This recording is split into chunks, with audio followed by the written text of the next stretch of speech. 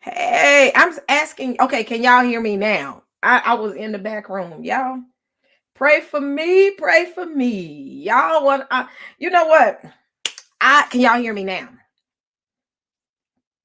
All right. So hit one if y'all can hear me. Hit two if y'all can't. Hit one. Okay. So y'all, I was not finna do anything today. I was sitting on my little couch, just chilling and watching a little bit of the news. Nan was getting ready, had just bought me a little bit of hummus, was eating some of that with a little bit of chicken salad to the side. Bought me some flaxseed chips, not corn chips, but flaxseed chips, which are very good. And was just chilling and watching, getting ready to go turn on some Netflix. And lo and behold, Mr. Blacktastic had to send me a video. He sent me that video. My blood started boiling. I was like, the news ain't quite telling y'all about this, are they? So I'm not gonna tell y'all what it is, but it has all to do with Ukraine and black people. I'm finna show y'all something. Now I'm gonna explain what it is. It was a TikTok out. Somebody did a TikTok and just exposed just exposed how they are mistreating Africans over in Ukraine. They're trying to escape and they won't allow them to escape and get on the train. So if y'all haven't seen it, hit one. If y'all have, hit two. And I'm gonna go find the video while y'all do that. Because I actually got it saved on my community tab. All right.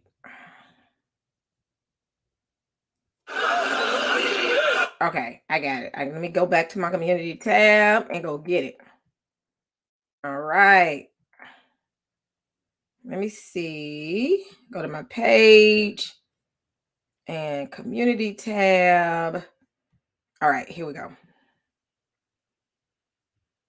Y'all haven't? Oh, just brace yourself, y'all. So let me go to my community tab. And it's a couple of things that happened. It wasn't just a train. It was a couple of things. See, the news ain't telling y'all this. News ain't telling y'all this. I'm finna share it. Right here. Here it is. Okay. All right.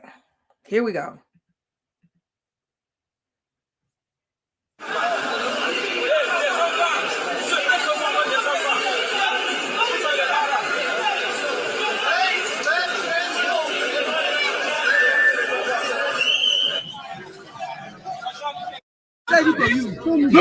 Why? Yes, boy. Why? What kind of blessings? What is this?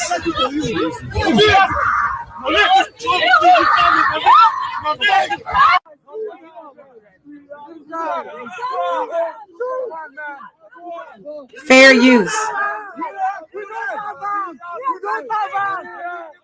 We don't have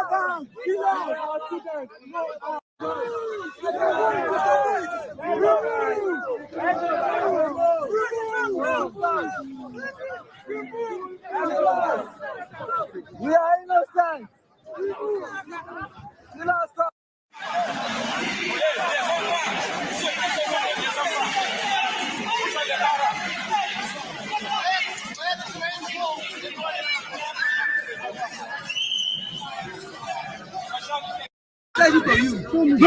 Why?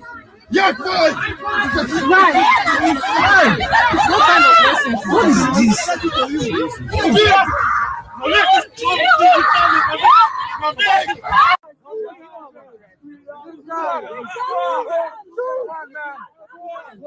We don't have arms. We don't have arms. We don't have arms. We don't have arms.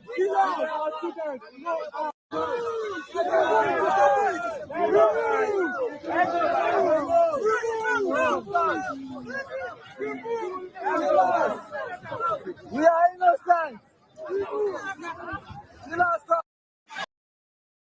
That's the best I can do far as making it bigger. Here's the link to it. Y'all saw that? Blacktastic showed me that first one. And I was like, so literally black people are attempting to get on the train and they're trying to escape. and they not letting them on the train.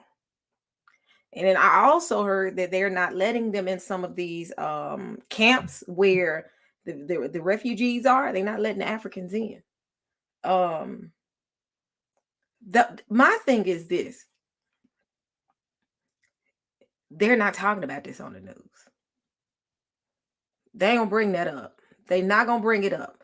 If they gonna probably bring it up now because somebody has leaked a video, and once you leak a video, it's just gonna start, especially on TikTok, it's gonna start surfacing all over the place. We'll probably hear something now. But they literally are blocking them people from getting on the train. On the train. Poland not allowing them in. Now they're gonna make some up and say, well, they wouldn't allow them in because they were criminals. You just saw that they were students, African students. Something they gonna make up. But they not addressing what Ukraine is doing to Black people.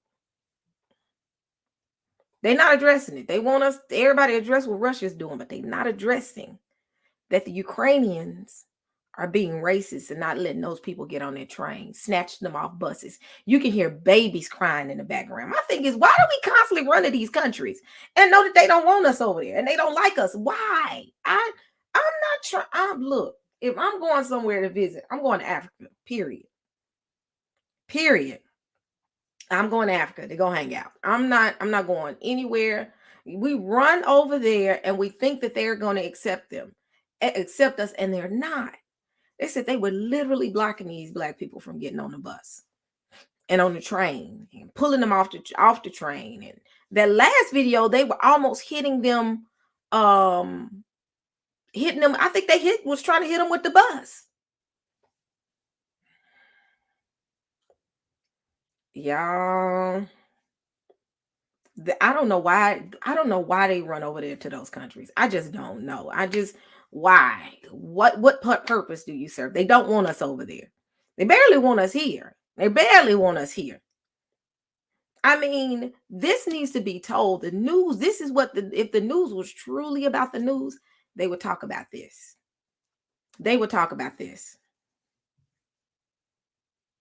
This is interesting. This is very, very, very, very interesting. That the Ukrainians are literally blocking them to where they cannot get on the bus. I mean, blocking them where they can't get on the train and snatching them off the bus. And you hear a small baby crying and screaming in the background. Man. Whoever, can y'all block the conservative guy, please? Please, somebody block him. Oh my gosh, he's doing the most right now. Yeah. We got Black folks, some things we just need to just say, deal with this. Take your hands back. Cause yeah, that's sad. That's sad that they are. What? They trying to make them fight. It wouldn't shock me none if they trying to make them stay over there to fight.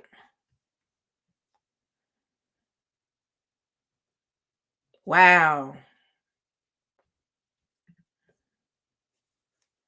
That's interesting. That's interesting. That they are literally blocking them from getting on the bus. And they're making them, why are they making them stay there unless they trying to make them fight? But if you look on the train one, it wasn't just men. Just in case they say, well, they're trying, because I've heard that they're trying to make the men stay to fight. Those were women at the train station with the men that they were blocking. The Black women were blocked as well. Look at the very first video. There was a Black woman over there because I looked at it to the side. I said, well, maybe they trying to make them stay because they trying to make the men stay. And then I looked, which is still not justified. I looked and I said, yep, there's a Black woman. So that's not the reason. That's not the reason. Yes. That's interesting. Yeah, I say share this. Share this. and let people know what's really going on. They're not letting you see what's going on, that the Ukrainians are literally blocking Black people and not allowing them to escape. They're not letting them into Poland. Wow. Wow. They literally had their hands up. They had their hands up because they had probably had guns at them. Yep. I think those Zimbabweans need to go back to Zimbabwe. I'm gonna be honest. They need to go back to their own land, because my thing is, I understand you want cheap education, but at what cost? Now you're stuck in a country that does not want you. I'd be like, well, I'm finna go ahead and catch this little train on back to Zimbabwe. I'm just being silly, but yeah, this is sad.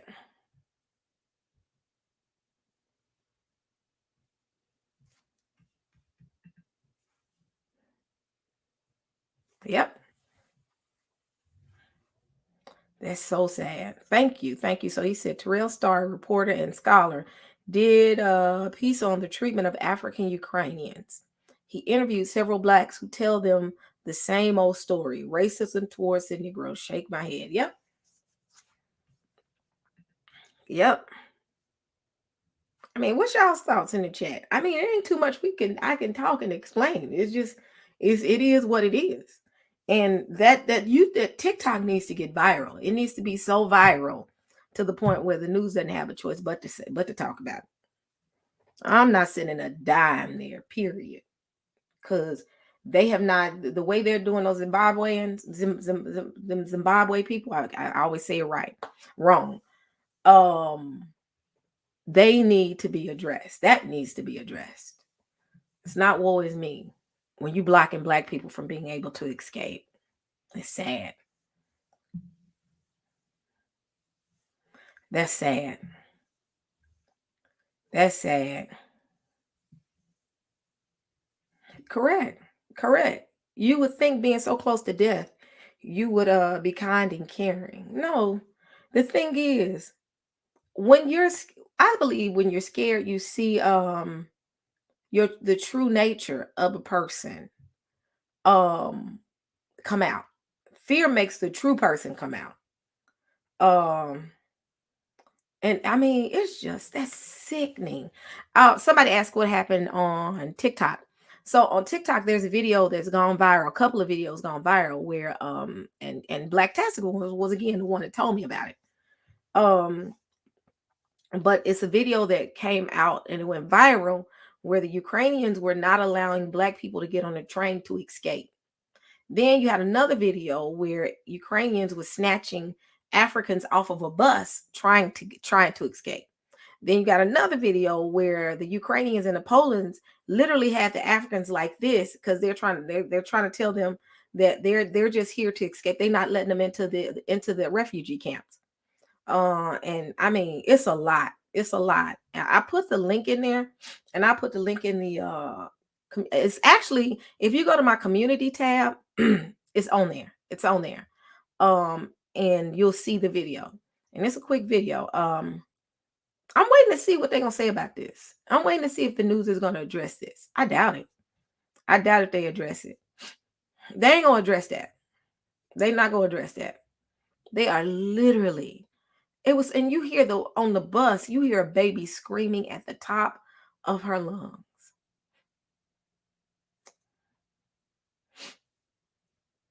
Man, I can't help you. Because y'all just as wrong. Y'all snatching Black. Man, please. Let them, that's their business. That's their business. It's just that. I'm not upset. That's their business. Because while y'all talking about Russia, what about them? Look and see what they doing. The Ukrainians doing to Black people. That needs to go viral. That needs to be shown. Everybody pray for Ukraine. Did y'all see that they snatched the Africans off of the bus?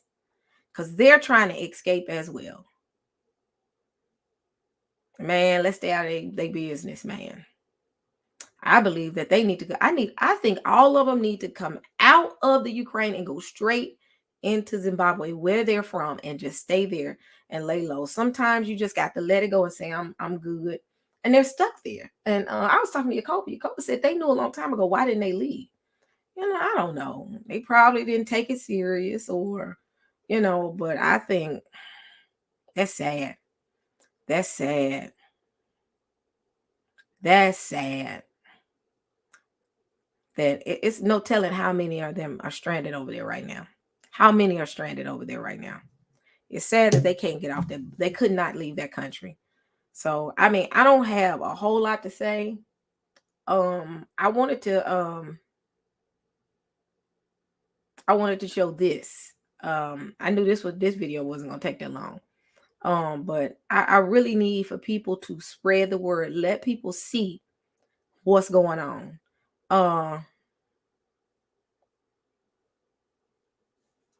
Their government allowing professional. Their government are not allowing professional African American basketball players to leave. What?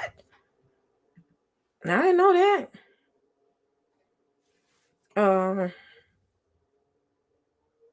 Well, it's a little different here. The reason we ain't left yet from here is because all of us was born here. We have generations here. It's not a thing of an easy pick up and leave, because at least if they go back to Zimbabwe, they have family. We can't go back because we have our African family, far as our ancestors who we come from. But far as family, like mother and father, our mother and father, everything is here. So our situation is much different than their situation. We were born here, our families are here, our roots are here. It's kind of hard to just pick up and leave. So that you can't compare those two. You can't compare Black people being here in America in comparison to Ukrainians from Zimbabwe being there. There's two different things. It's two different worlds. It's two different worlds. You dealing with people that have been here for 400 years, have roots here, have family here. That means if I pick up and leave and my mama doesn't go, that makes it harder for you to leave. They don't have parents there, so don't say that, because you don't understand. That's those two different things, two different worlds. So let's see what else is being said in the chat. He's been telling them there.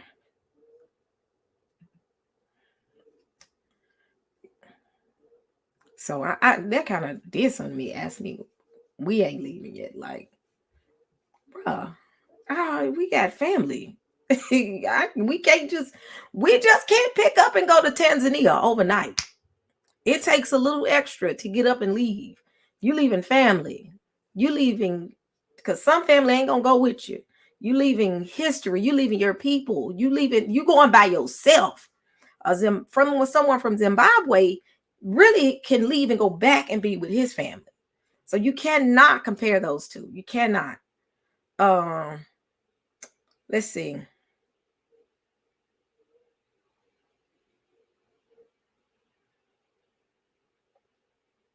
Let's see. Oh, he said his whole family, my whole family moved here. I'm first generation. It pains me to see that my country have been brainwashed by Babylon. Oh, so you're new here. Okay.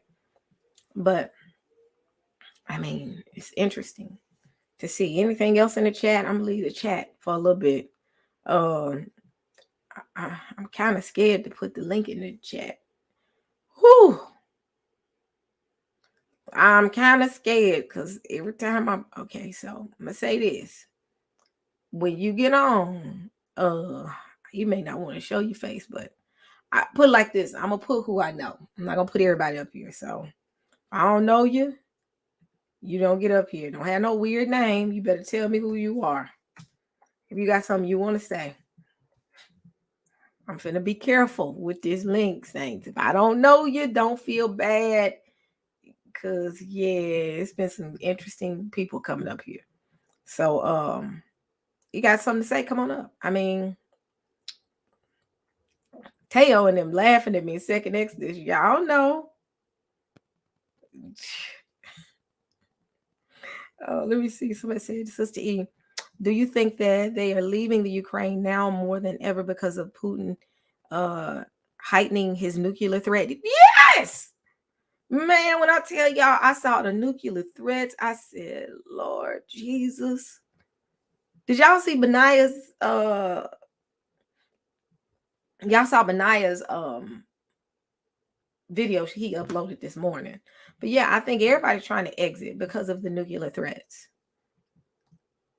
Yeah, he ain't joking. I'm sorry. I don't take it as him joking. I don't see it as joking. He's trying to prove a point right now. That's why I'm just like, world. I mean, WW3 is inevitable right now. I hate to say that, and I'm just being honest. I just sent you an email. Listen, okay, I'll check it out. Set apart heart, y'all. What are y'all's thoughts? I got a few minutes. It's I feel like it's about to go down. It's about to go down. I will say this much. Um make sure you save money. I think this is the season, just like with Joseph, famine coming over the land. What did he do? He had stockpile for his family. He was able, well, not stockpile, but he saved for the famine, and him and his family and his country was protected during the famine. I will say this. And this time and this season, if you can save your pennies and your quarters and your dimes and your nickels, do it. Do it. The Most High has really been dealing with me on saving and not spending as much. So I'm getting ready to go on a thing of saving my money. Um, and and yeah, this is the season to put a little stockpile up, get your little beans, get you some little rice, put that up and put it in. I'm gonna get some of those containers that will seal your food to where the life of it is a little bit longer, the shelf life. Get you some water. I mean, get you some money. I mean, um, your comment. What happened to your comment? I don't know where your comment went. It probably didn't make it because you said something in it, and sometimes they make you have to approve your comment. So I don't know what happened to your comment. I'm sorry. Hold on one second, y'all. Hold on.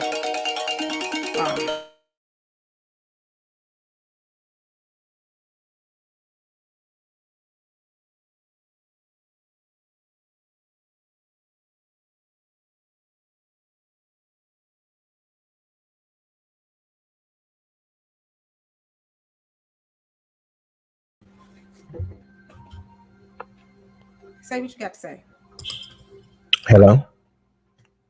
Come on, say what you got to say. I just wanted to say that this whole thing is weird. Um, like I got some videos about the war in Ukraine, and they showed these guys who were blown up, but everything was spread out. There was smoke coming out. Everyone was spread out. The bodies weren't burned, but they were supposed to be hit by a missile or something.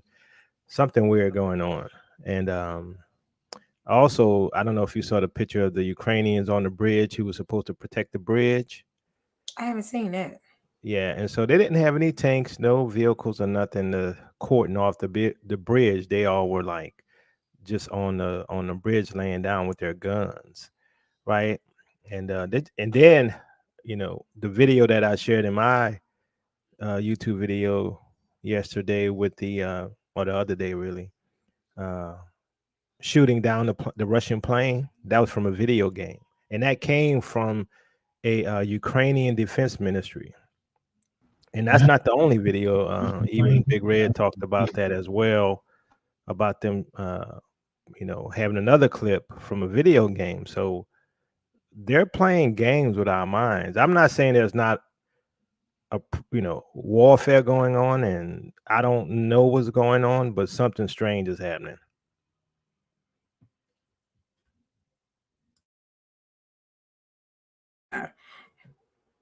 Hey, Cecilia. How you pronounce it? Cecilia? It's Cecilia. No, Cecil or Cecil. Cecil. Y'all know I'm horrible with names. Cecil, welcome. Yeah, I know, right? I just started eating, and all of a sudden I'm on. How are you guys doing? Everybody's good. Can you hear me? We good. Good, good. Well, I just want to Cecil, what you say, got for us? yeah, I just want to say I appreciate, thank God for giving me the opportunity to be here. Well, I've been following the Ukrainian situation for some time since 2014, and I think Yakoba put out a video a long time ago about the some of the Jews considering that their homeland, their ancient homeland. And I was looking at some history about Jews in Ukraine from, like, say, around, I think it was in the Middle Ages, 12th centuries, not quite middle, but they've been there for a long time since Khazaria uh, broken up and Russia pushed out a lot of the Jews. So they're there for a while. So I personally think what's going on, one of the things that's happening is they're setting up uh, just like a Jewish state. The president of Ukraine now is also Jewish. Uh, and I just feel like what they're doing is pushing out the people and creating an exodus from that country, the people who they don't want there, some of the people who they don't want, to bring in, the group of people who they would like. I think that's part of it, uh, the movement of people. And I have this funny feeling that Russia, and this is my gut feeling, they're all working together to do this, just like what they did World War I with Turkey, and the British were working with some of the Ashkenazi Jews with America to actually get into Jerusalem or to get that Palestine. It feels like the same thing is happening to create a Jewish state, but I could be wrong. But I think uh, we're looking at something that's staged. I think it's more staged. Real people are dying, things are happening, but at the top level, I just have a feeling that it's staged. So that's what I feel about it. All right, y'all. Anybody got something to say? Say it. I'm kind of talking to my daughter. She walks back to her, Mhm, well, come back home. So I'm listening to y'all. Y'all keep mhm, talking. Okay. Well, I just wanted to say that first of all, like I said, we've seen a lot of our people post things and say oh, let's pray for Ukraine and so forth. I just want to tell people, it's like, folks, our people, stay out of this. Let Japheth deal with Japheth. We mhm. don't need to be. We said we have other things that we have to deal with in our own community and not worry about what these folks over here 4,000, 5,000 miles away are doing. That's on them. Now, I know some people have said, well, if something happened over there, it can affect us over here. And, so it's like, okay, yeah, we get that. But let's be honest. When something happens in those countries, something was happening in France, Spain, or what have you, a lot of our people were like, oh, let's pray for the peace of France. Let's pray for like, but when things happen in our community, it's a lot of times it's silent. We get upset and then it just disappears. But for something like this, we tend to stick around. It's like, why? Why do we continue doing that to ourselves when we have our own issues here? I'm talking about Israel. Things among us. Like I said, we're still getting, slaughtered in these streets, by the dominant culture, which that's still happening to us. We need to be focusing our energies on dealing with that and keeping us safe from instead of worry about what Japheth is doing with Japheth. Because like we said, this was prophesied. This is Magog we're talking about. This stuff was going to happen. This is not shocking. So I was going to say that, and also I want to address people who are saying that oh well, how come we just don't bounce out and leave? For those people who may not realize, a lot of people who can go back to the continent, again, if they had a extremely great paying job and they were able to put away money, that's great. But for idea of a mass exodus, a generational wealth would have had to have been built over a long, a great period of time for us to have the resources to go back. So basically, most of us can't go back. It's not that we sitting there we loving it, waving the flag, and apple pie, hot dogs, and baseball. No, we can't move. Um, last thing I last thing I know, I don't think $500 in your checking account is going to allow you to go over to Africa and live okay. That's not real. That's just not realistic. And also, Yeah. for us to get over there, like I said, that's going to have to be a work of the Most High, because we don't have the power. So we have no might in our hands that we can just jump up, bounce, and go where we want to. That's not how it's going to work. But so in the meantime, let's just focus on what's happening with us in our own communities and deal with those particular issues, again, the protection of our communities from those who want to take our lives just because of the color of our skin. We've done nothing wrong.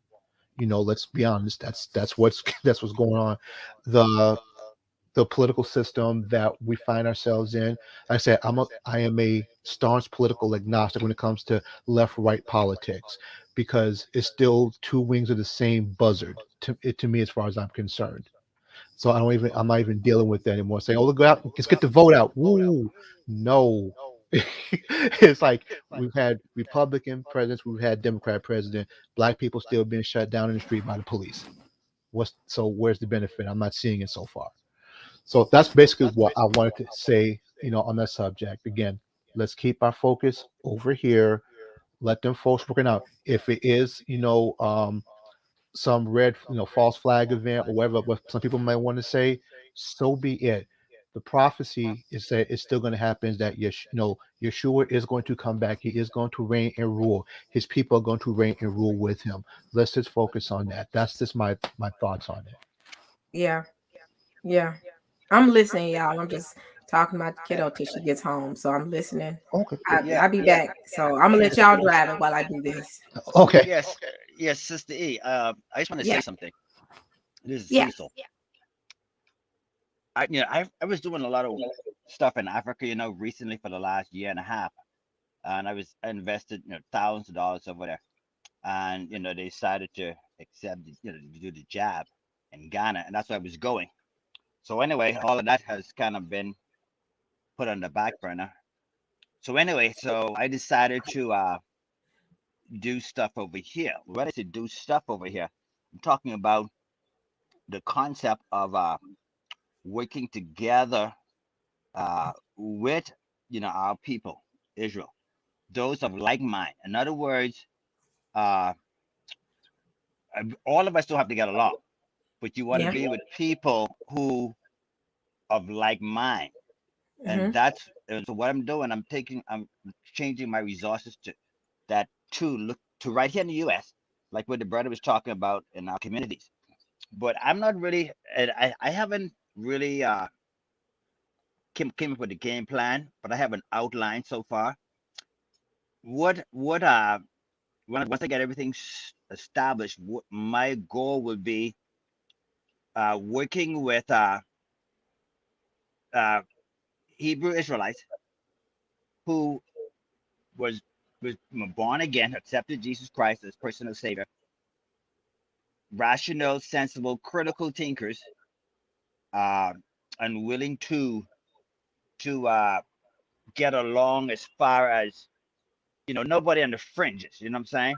And Yeah. one of the things I want to do that's more tangible is maybe trying to connect by regions because the country is so wide. So I live here in Florida. So Okay. if I'm in Florida and I could connect with Florida, and then Florida could connect with Georgia, and we could create a chain or something like that, so that in case when I say chain, we connect it, we know.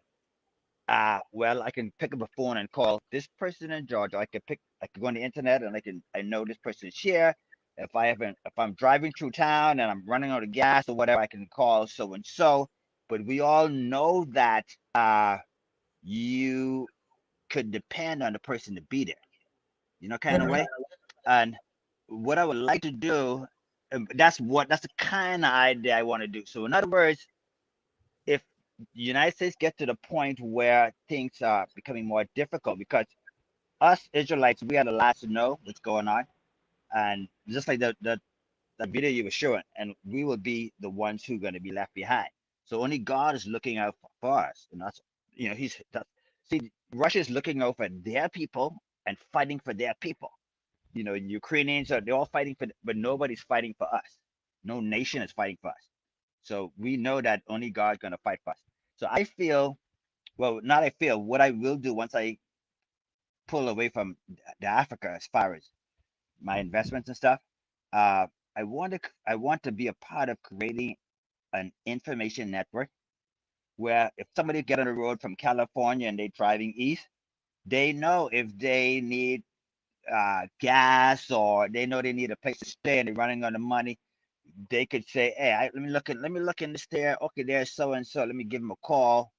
But you understand what I'm saying? That kind of a thing. Kind of That's like back when they used to do during the civil rights movement, they had something called a green book. Yep. And what okay. they would do is they couldn't use like the conventional hotels or go eat at certain restaurants. They Right. had to be Okay. at black only establishments. So what they did was create their own travel green book. And that green book would tell you state by state where you could go. Right. And Now, kind of if similar to that that. right now, I'm not very good at doing that stuff, but that's a concept that I want that I would like to be a part of because, like I said, and I could preach it until the cow comes home.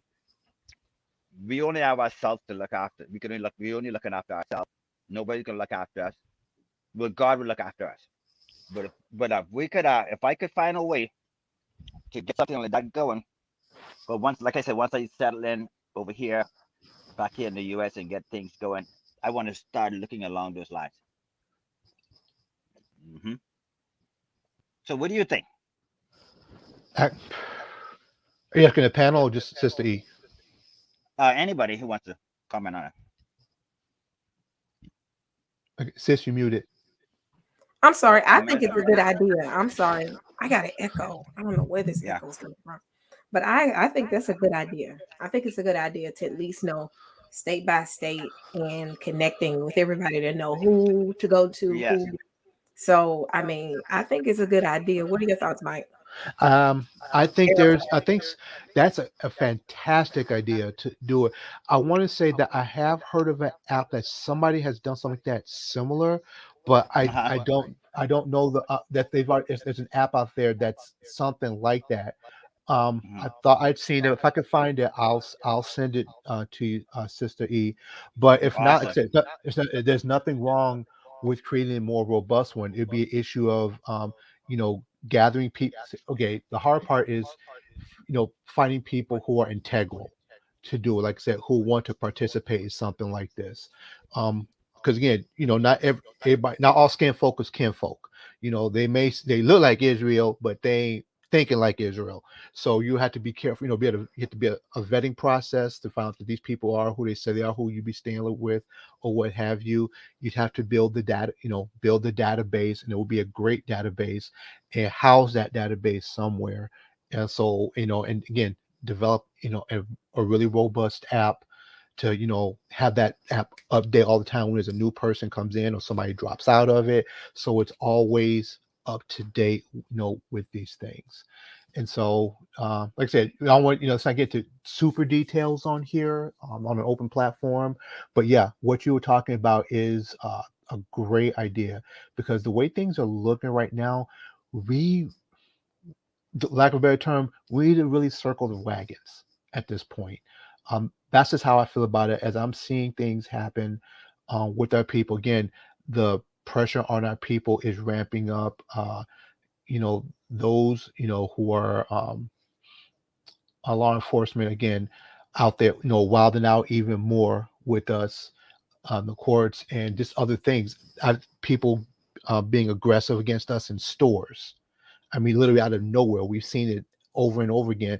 We mind our own business. Here comes Karen or Ken coming at us as if they were attracted to us and began to be attacking in some way or form, or get us to engage them. So no matter where we go, it's happening more and more and more and more. So it comes to a point that it's like, okay, This is something spiritual. This is something in the spiritual realm. I think that's happening where we're getting. People are coming at us. Whatever spirits are motivating them to come at us. We have to circle the wagons and really, like in the days of old, the time of the tabernacle, where we had our tribes around the tent of meeting. This kind of has to be that same type of concept that, yeah, even though his spirit is within us, Yah is with us for those who are born again. We kind of had to have that same mentality. It's like, okay, Issachar over here, Judah over here, over, and all the tribes, and come back together and have that type of mentality. Say we are moving as one unit. That's what we have to start focusing on. And what you're talking about could be a good start of that. Getting to meet each other, getting to know each other, and stay with each other, learn from one another. Yeah. And to build off of that, uh, it will come to a point where we have to, what I have to, because like I said, I haven't been doing anything. I want to be more active this year because Africa has changed quite a bit. Hmm. And so what I one of the things I know I will definitely do is, w- once you talk to Sissy and maybe get that app going, or just I'll do my research as well. I yeah. What I want to do is I'll take a tour across the country, and and do a trial run to maybe so many states, and see, and maybe document it and see how well it's going, and maybe post it, so or send you guys a video or whatever, and just kind of put the rubber to the road, and create that network, so it's more tangible, and we could say yes, we could get from here to uh Colorado without meeting people of like mind, stuff like that. Right. It's a good idea. Again, it's having integral people, but the most important thing, and I cannot stress this enough, we have to follow the ruach. We Yes. have to be sensitive to what he says to do. If he Yeah. says be quiet and sit down, we be quiet and sit down. If he Yes. says get off and Absolutely. he says, I want you over here, say go talk to this person, that person, that we do that. Because again, he has to build it because Yah has to get the glory, not us. Because that Absolutely. if we think about it, it's not really about us. It's about him. Because Yah's keeping his promises. He's going to restore his people. Hmm. Especially those who have been born again, accepted his son. He's going to bring us back together. And so right now we just have to say again, just be in prayer, people say, in fasting and looking to him to do this. Because what we're talking about right now, this is good. And Yah behind it, it's good, but also expect the attack coming right with it. Absolutely. Absolutely. And That's somebody said somewhere, you know, this movement don't have a head. It's almost as if no, we're coming from so many different angles. The powers that be have a very difficult time getting a hold of it. So what they seem to be doing is infiltration, you know. And yeah. I think as long as is God is head, like how it was, during the days of the prophets, I Hmm. think we'll be all right. Yeah. We know that he is in charge, and all we do is we are just conduit, just vessels, and he's speaking to each one of us, and we're coming together Yeah. and collaborating, and I think we'll be fine. I'm sure we will. You know. Mhm. Right. And actually, what you said right now, there's somebody in here who says they're in IT database and project management. Boom. We got DBAs up in here. We need DBAs. We need the app developers. We need people, Yeah. network engineers. Now, here's the only caveat with all this stuff: the technology is not ours. We Right. didn't design it, so understand Right. that could be weaknesses and stuff. But other than that, yeah, as I said, let's Yes. whoever has the skills, say link up, let's talk. But again, don't talk a lot here. We'll find some Right. other, some other way to do it. But I Yeah. think it would be a beautiful thing to have people go somewhere where they know they're going to be at peace. Yes. They're not going to have to worry about these people crazy. Are they going to try some Texas Chainsaw Massacre stuff on us? We Yeah. know that these Exactly. people are believers. They're following Yeah. Yah, loving Him, and that we're safe. You know something? I'm glad you mentioned that. I remember 20 years ago, 25 years ago, I was a part of the Worldwide Church of God, and Uh huh. if you look at it now, it was like a cultic idea, but Hmm. that whole church changed because the whole church just broke apart. But anyway, that concept, now that I'm thinking about it, was actually used in that church. It was one leader that was probably the problem. But I had a phone book. I had a little phone book, and it had numbers of hundreds and hundreds of people. And I went to Canada for a vacation for the Feast of Tabernacles. Went Hmm. to Canada for the Feast of Tabernacles in 1980. I want to say 87, and my airplane ticket was on the. I had left it on the counter. My return ticket, Hmm. and when it was time to come back, I went to on the bureau drawer looking for it, and it was gone. It's like I was like, where did it go? Right? And this is 89. You know, cell phone wasn't much, and things wasn't as much as it is now. So I made some phone calls of the contact that was in my book, and I was able to hook up with a gentleman. He was a deacon in a church, and he was from Toronto somewhere Uh-huh. a long time ago.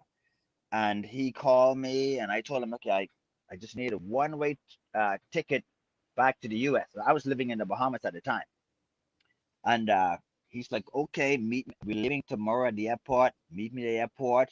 How much you need? I said I need about X amount of dollars. He said, okay, I'll have that. Just when you get back to the Bahamas and you get that money, just ship it back to me, and everything is fine. Hmm. You know. And now that I'm thinking about it, it's coming back, and that was because of that book that I had, that phone book, and all the Hmm. connections we had over the years. And that's the kind of thing that I'm hoping we as Israelites could do among ourselves. Hmm. You know. Hmm. Yeah. Awesome.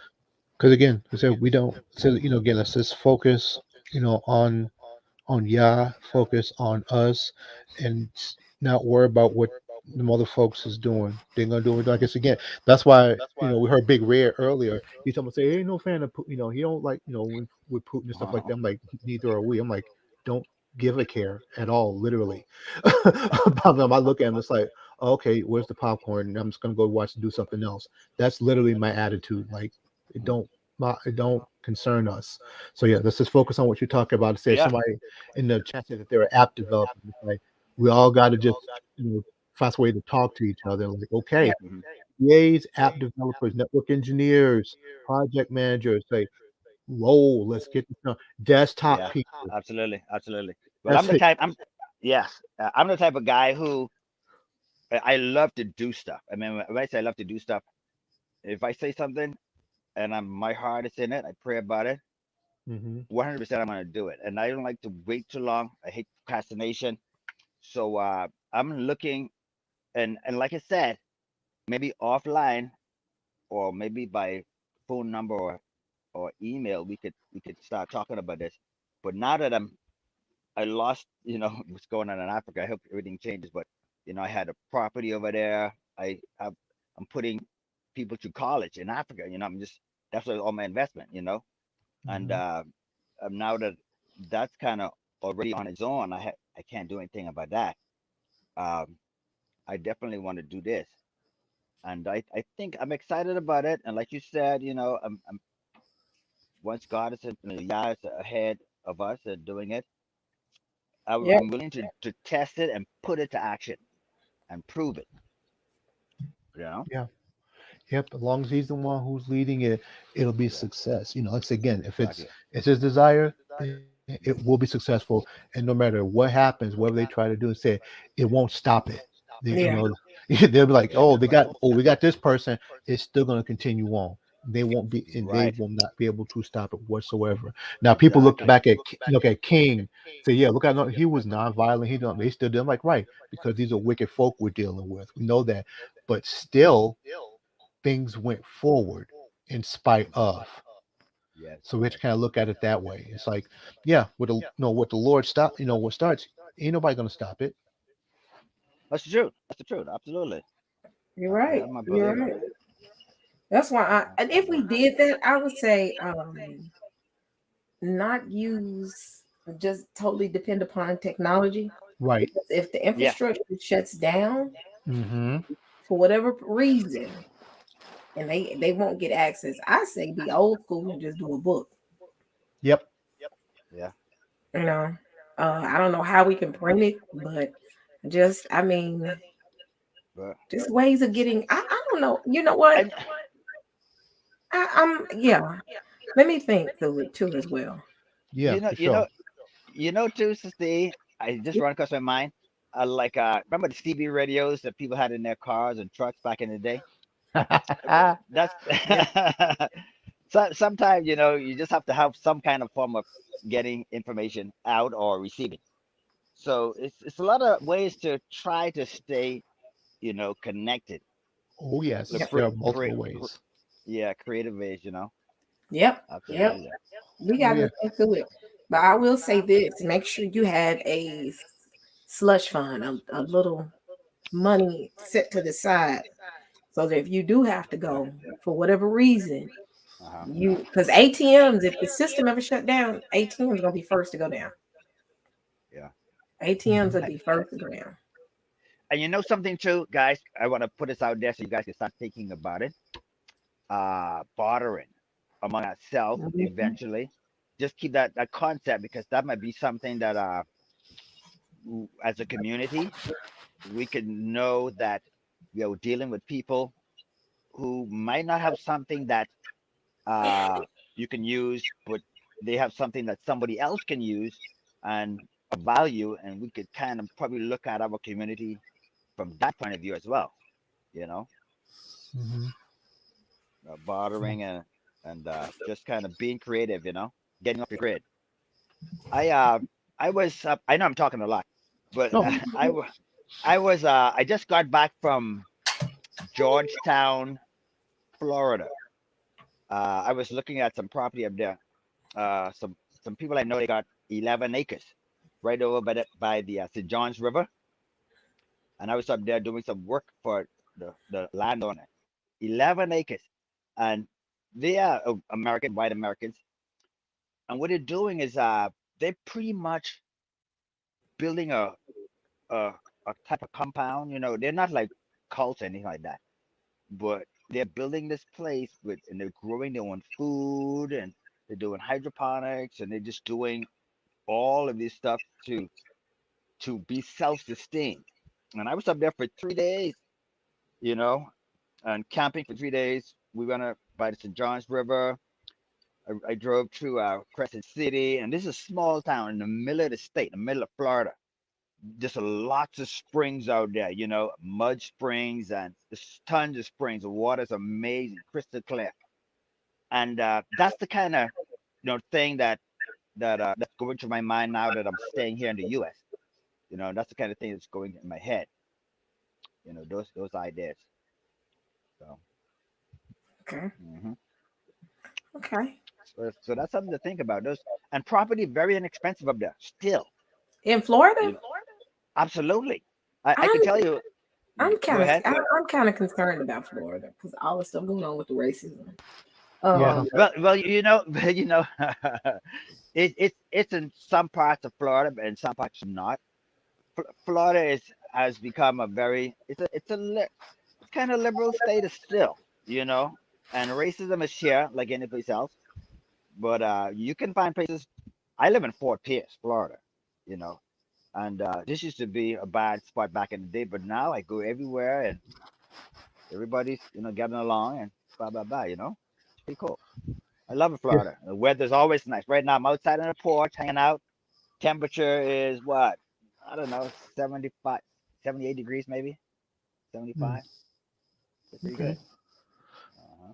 Yeah, but And that, it's yeah, but awesome. that, you said Florida, said that's what Sister was saying. That hit me too. I was like, there's a lot of racism going on in Florida, but like you said, but it's also all over. But it's just talked about because it's the South.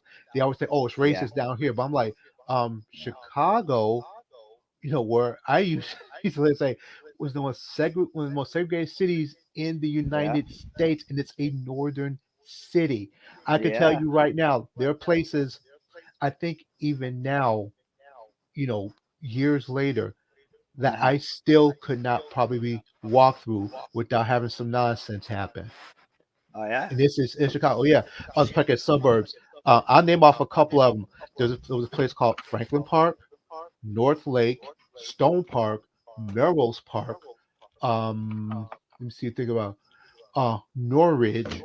These are places that, especially back in the day, in fact, let's go back to the 80s, even 90s. You were not going to walk through there as a black person without some nonsense happening. It wasn't because it was mostly it was sometimes Latina, Polish, and Italian. Mhm. That's what was there. Black people was not living in these areas at all. If they did, they would have to be on the edge. Like yeah, like this, and this is long after the civil rights movement, long after, decades after, and it's like even now, I don't think I would still walk through some places because it's still going to be the same old nonsense. Wow. Wow. Yeah. But Somebody said, can you put your email, Cecil, in the chat? And I was going to ask you anyway for your email. well, I'm on my cell phone. I'm not really used to doing this stuff. So I'll have to figure out how to do that. Okay. If not, I could do it when I get off and send it to you or something. Okay. Find a way. Just Yeah. email it to me. Okay. And you have your email. Well. I put it in. It's sister Okay. SISTERE dot let's talk at gmail.com. Okay. Yeah. Put it in the description or something like that, and I'll get that. Okay. I'll do that. Absolutely. And because what I want to do, I have a lot. Now that I'm here in the U.S. and kind of like, I have a lot of plans I want to do, but I want to get away from, you know, I want to get away from the big city. That's one of the things. Mhm. I have it's about 60,000 in Fort Pierce. That's pretty cool, you know. Yeah, But I want to get into areas where it's less people, less everything, and that right, seems to be not here. right. So Also, I want to address something Yeshaya Yasharala said. Yes, Cicero was another state. Cicero, Berwyn, Benson, not the Benton, but Bensonville. Yeah, all those areas were places we couldn't go. North Riverside was another place that's predominantly white. That to this day we're not walking through there. uh, you know, We mhm. good.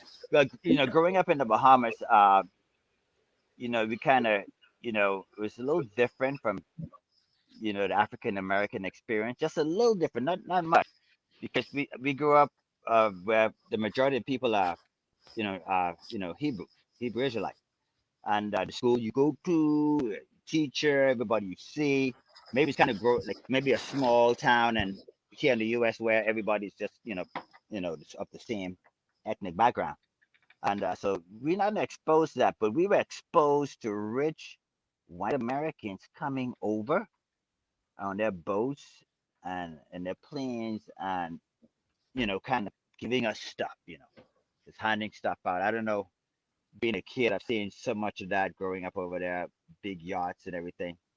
And so we had a different kind of concept as a kid when it comes down to the outlook, looking at Americans. We held Americans in high esteem as far as like that, and but growing up over there as you get older into your teens, back in the 70s, I'm talking about, you realize that there are African Americans as well, but we wasn't really too used to seeing them because they couldn't afford to come.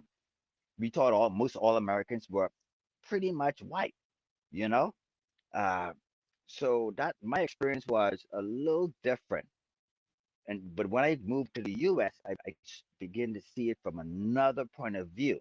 I was able to step back and understand the African American experience because I'll be upfront. I'm telling you right now, a lot of islanders, especially the Bahamas, they were like, oh, this African Americans are lazy.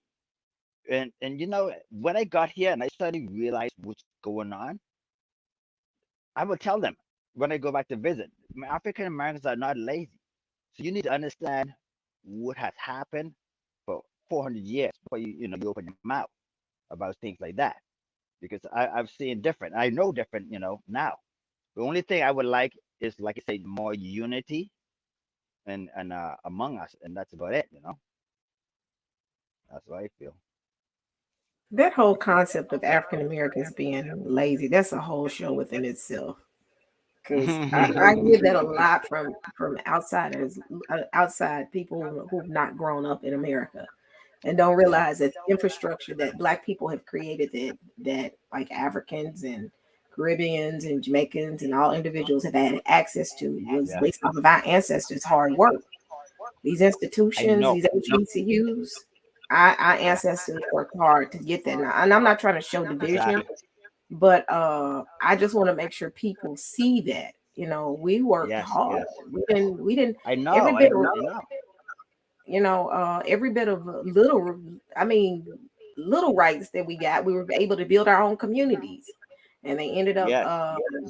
burning them down. Yeah. Exactly. And Uh, this the history data. yeah. Exactly. So I just, that Exactly. bothers me when I hear people say that. I'm like, well, as I you're going, can't stand it. I said that to someone. I was like, as you go to this HBC, as you get your degree from an HBCU, you're saying that African Americans are lazy. Yeah, I mean, they're, so. Somebody said I got an echo. So, curious, come on, say what you got to say. Yeah, shalom, everybody. Yeah, someone has to Hello. mute. All right, thank you. Okay, I'm sorry. Cecil, I had to mute you for a second. It was a echo. So, Okay, yeah.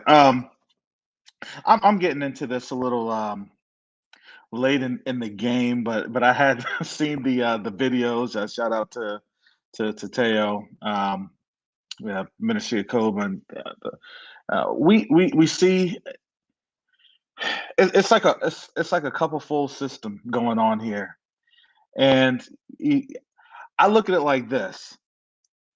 I'm seeing the fact of who wants to save this system and really who is just like, well, you know what, this system's had its run. And I can tell you that first and foremost, and I'm not trying to cause any division, but you have to understand that when we have this agenda that was in place to have the immigration coming here, it was to be like, well, you want to know what? These black folks love this. What's the matter with you all that don't like this? And it's really the divide and conquer stance that was given to us. But when we're having, our kinfolk being imported from these other places, that was, well, look, I'm here and it's a whole lot better than where I came from. So what are you complaining about? Right? Now, 3 generations later, and they're looking at it and they're like, well, I don't even know what I stepped into. I don't know what my parents and my grandparents had stepped on over into. Because now a lot of things that was hidden in the status, the artificial status that was given to those folks, they're not caring if you're from an island. They don't care if you're from, well, I'm Caribbean. Okay, and I live in Florida too. They don't care about that. They Yep, just look like you're a Negro with an accent. You're a correct. Nick. You just got another little bit of seasoning on you. that's it. Mhm. That's Yep. you know what I'm saying. And so when I'm listening to the thing going on, and I'm not trying to bag on people, but it's like we get comfort, and you got to understand this is the most deadly thing about war. War is when you see the fighting happening and you think, oh, it's never going to happen. And then here comes a stray missile and you're in there. Yep. Well, you got targeted. Yep. And this is the thing. Who says that we're not getting targeted? Who Yep. says that? And now you're starting to see our people that are over there. Look, imagine if you're an African American that's over there. You see what's happening to those other folks from these other countries that they can't go back. They're stuck at the train. They're in Poland, just sitting there freezing. Imagine in your haste, you forget your passport. Do you know what you would be doing? You would be stuck in limbo too. And that's the reality of the situation. Hey, let me go ahead and spell it on out. Let me give you my address. Let me give you my bank account number. Let me give you my social security number. Who are you going to tell that to? You won't even be able to see anybody from the embassy. You see what I'm saying?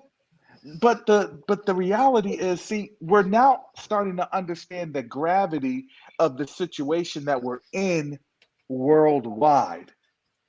And it's not just the fact that, well, well, we're Americans and we have this and we have that.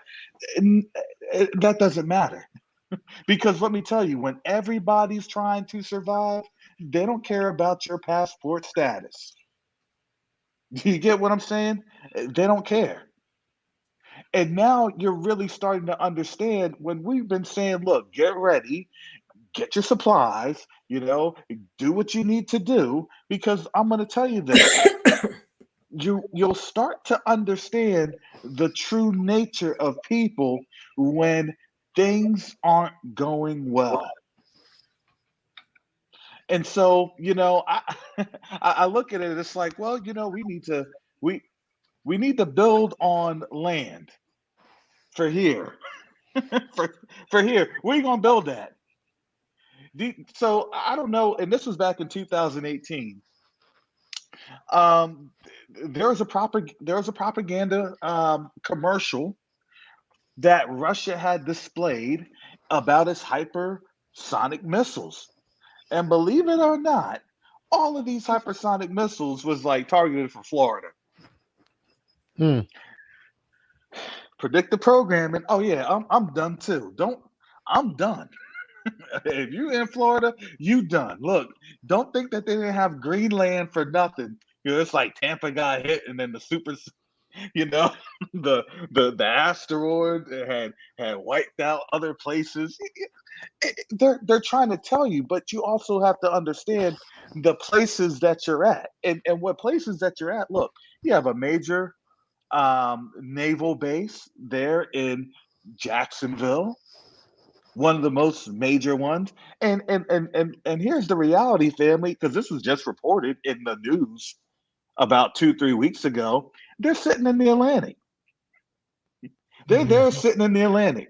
So Mm-hmm. who's actually going to be flying their planes, their jets, anything, anywhere over the Atlantic right now? It's when people are like, well, they're transferring all this stuff, they're transferring this. Yeah, they're transferring um, the equipment, but there's only certain amounts of legal equipment that they can give by law of what's actually useful. So when people are like, well, they're going to give them this, they're going to give them that. Well, yes, they're going to get stuff, they're going to get something, but it ain't going to be what they can to be effective. And if you don't understand what's actually happening, they're setting this on up because it's like, well,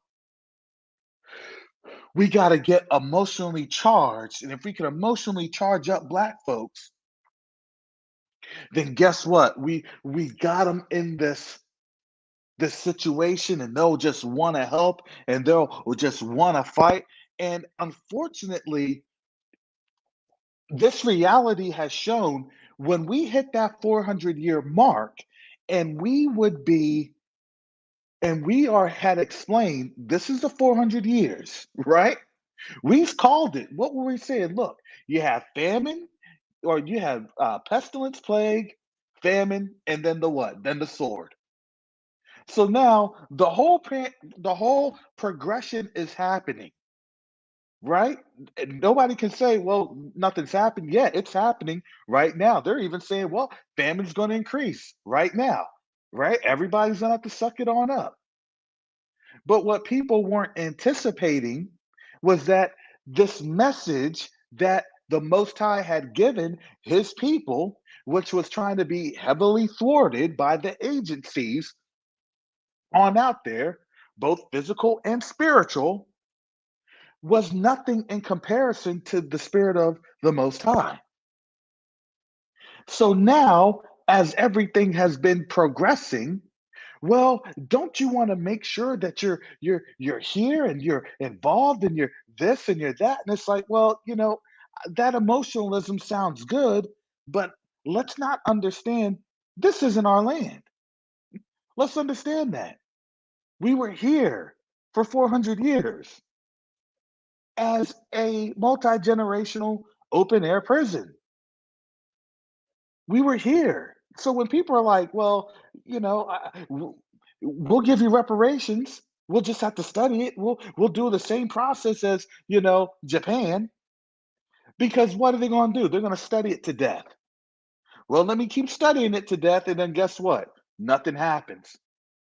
See, they started to put the nail in their own coffin because they were trying to deflect and deflect and deflect. And now all of a sudden, now folks are starting to realize, oh man, if this thing is for real, if these lies that can't be sustained in this propaganda arena of going on in social media and mainstream media, things of that nature, if those lies don't sustain and something happens, well, we'll be forced to ask Black folks for help.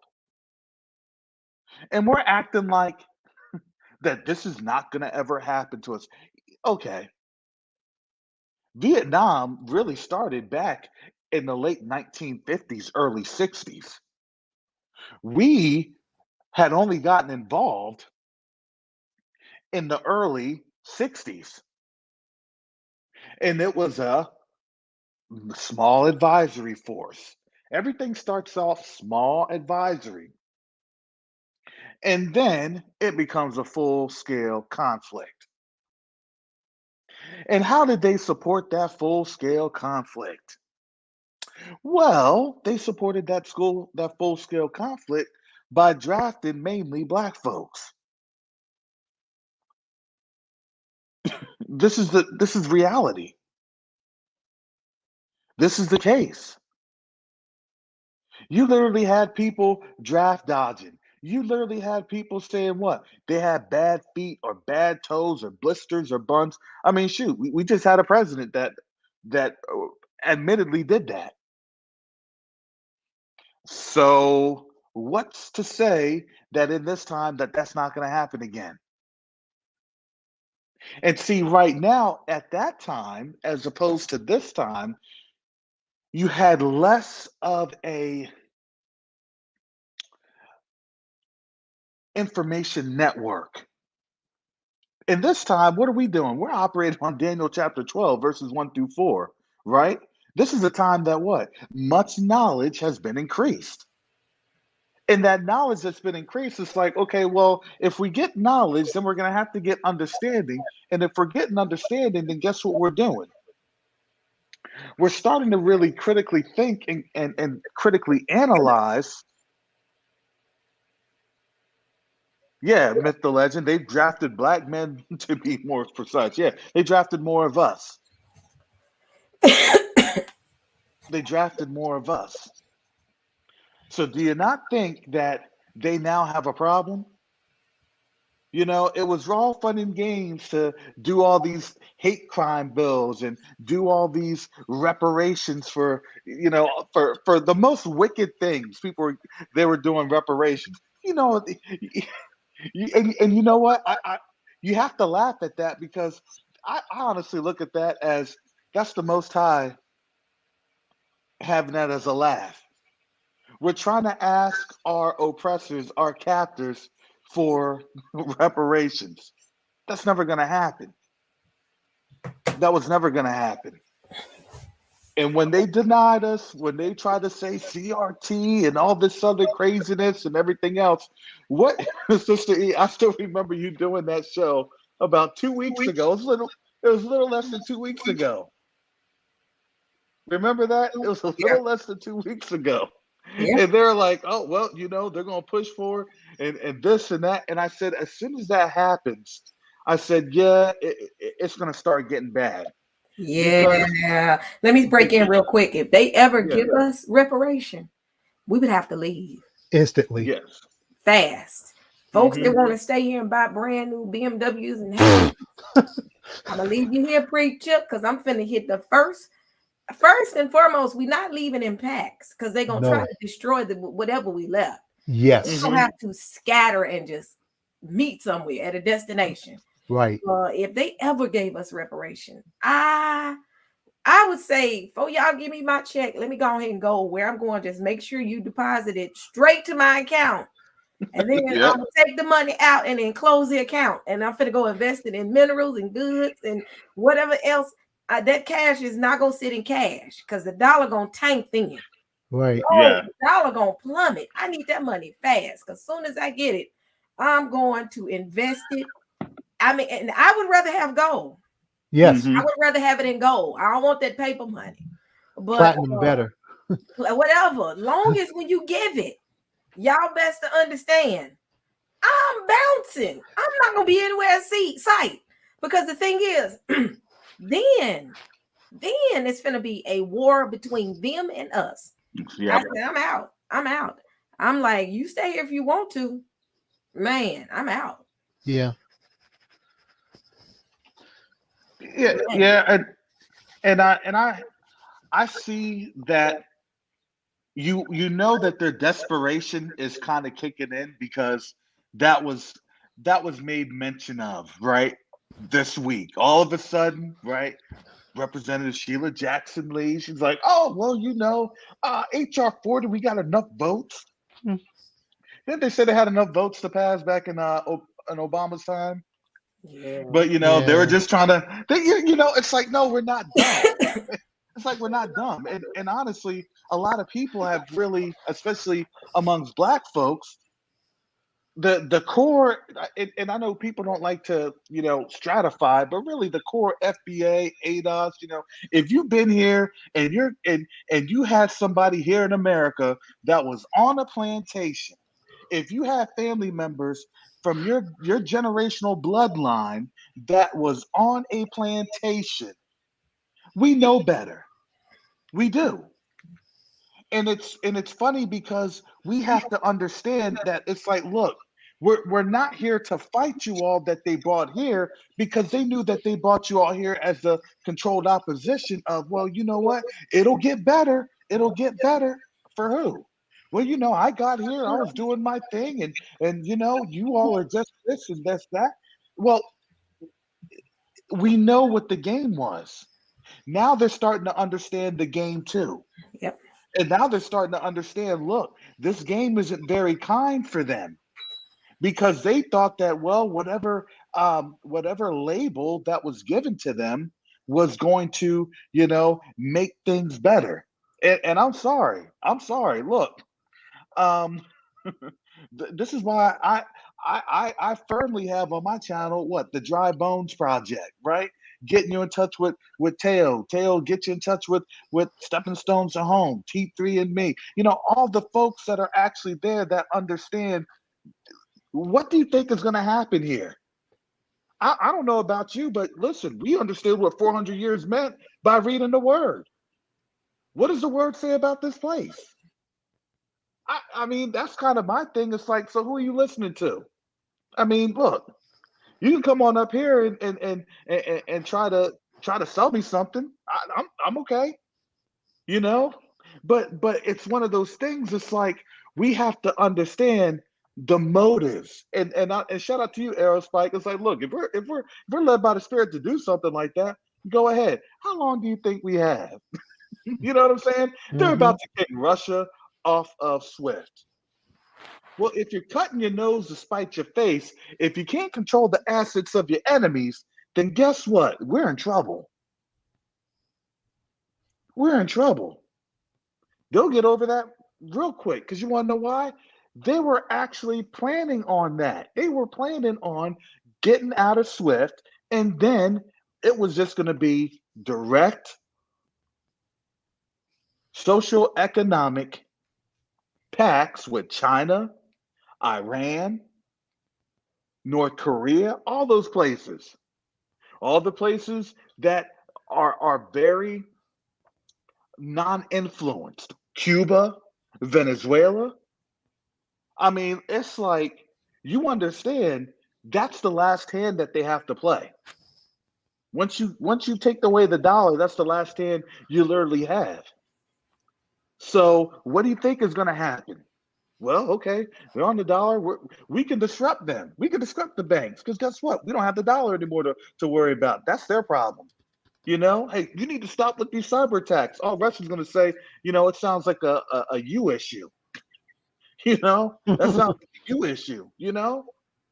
And so I think people really don't understand. It's like, look, this whole thing is and I'm not going to say it's going to happen tomorrow. I'm not going to say it's going to happen next week, but I'm going to say, listen, if you don't think it's not going to happen, then you're fooling yourself. Man. Yeah. You Man. know, you're absolutely not. You're absolutely fooling yourself. And now I would look at it like this. If don't Ukraine should be a lesson to all those folks that are here on some sort of a visa status or anything else. What do you think happens when it gets on our shores? How do you think that thing's gonna work when it happens here? You think that they're gonna get flights on out of here? Oh Nope. no, I'm just gonna go to JFK. I'm just gonna go to Atlanta Hartsfield, right? O'Hare. Hmm. Oh yeah, exactly. Yeah, you're right. Midway. Let me just get that little that I'm gonna be out in LaGuardia. Psych. No, no, they're gonna shut everything down. You ain't gonna be able to leave. How does that work when you can't leave? You know, how does that work if it's like, well, what it, you got to remember? You got to remember if they did that in the 1940s with Japanese in the internment camps. What do you think that they're gonna do here? Well, we can't trust black people because black people are most of them have kind of woken up to who they are, and we just have to for safekeeping, right? What do you understand what the clue word is, right? That projects the blanket, um the exceptions. It's a blanketed exception. Well, it's national security. Yep. It's national security. This is why we have y'all set up. It's national security.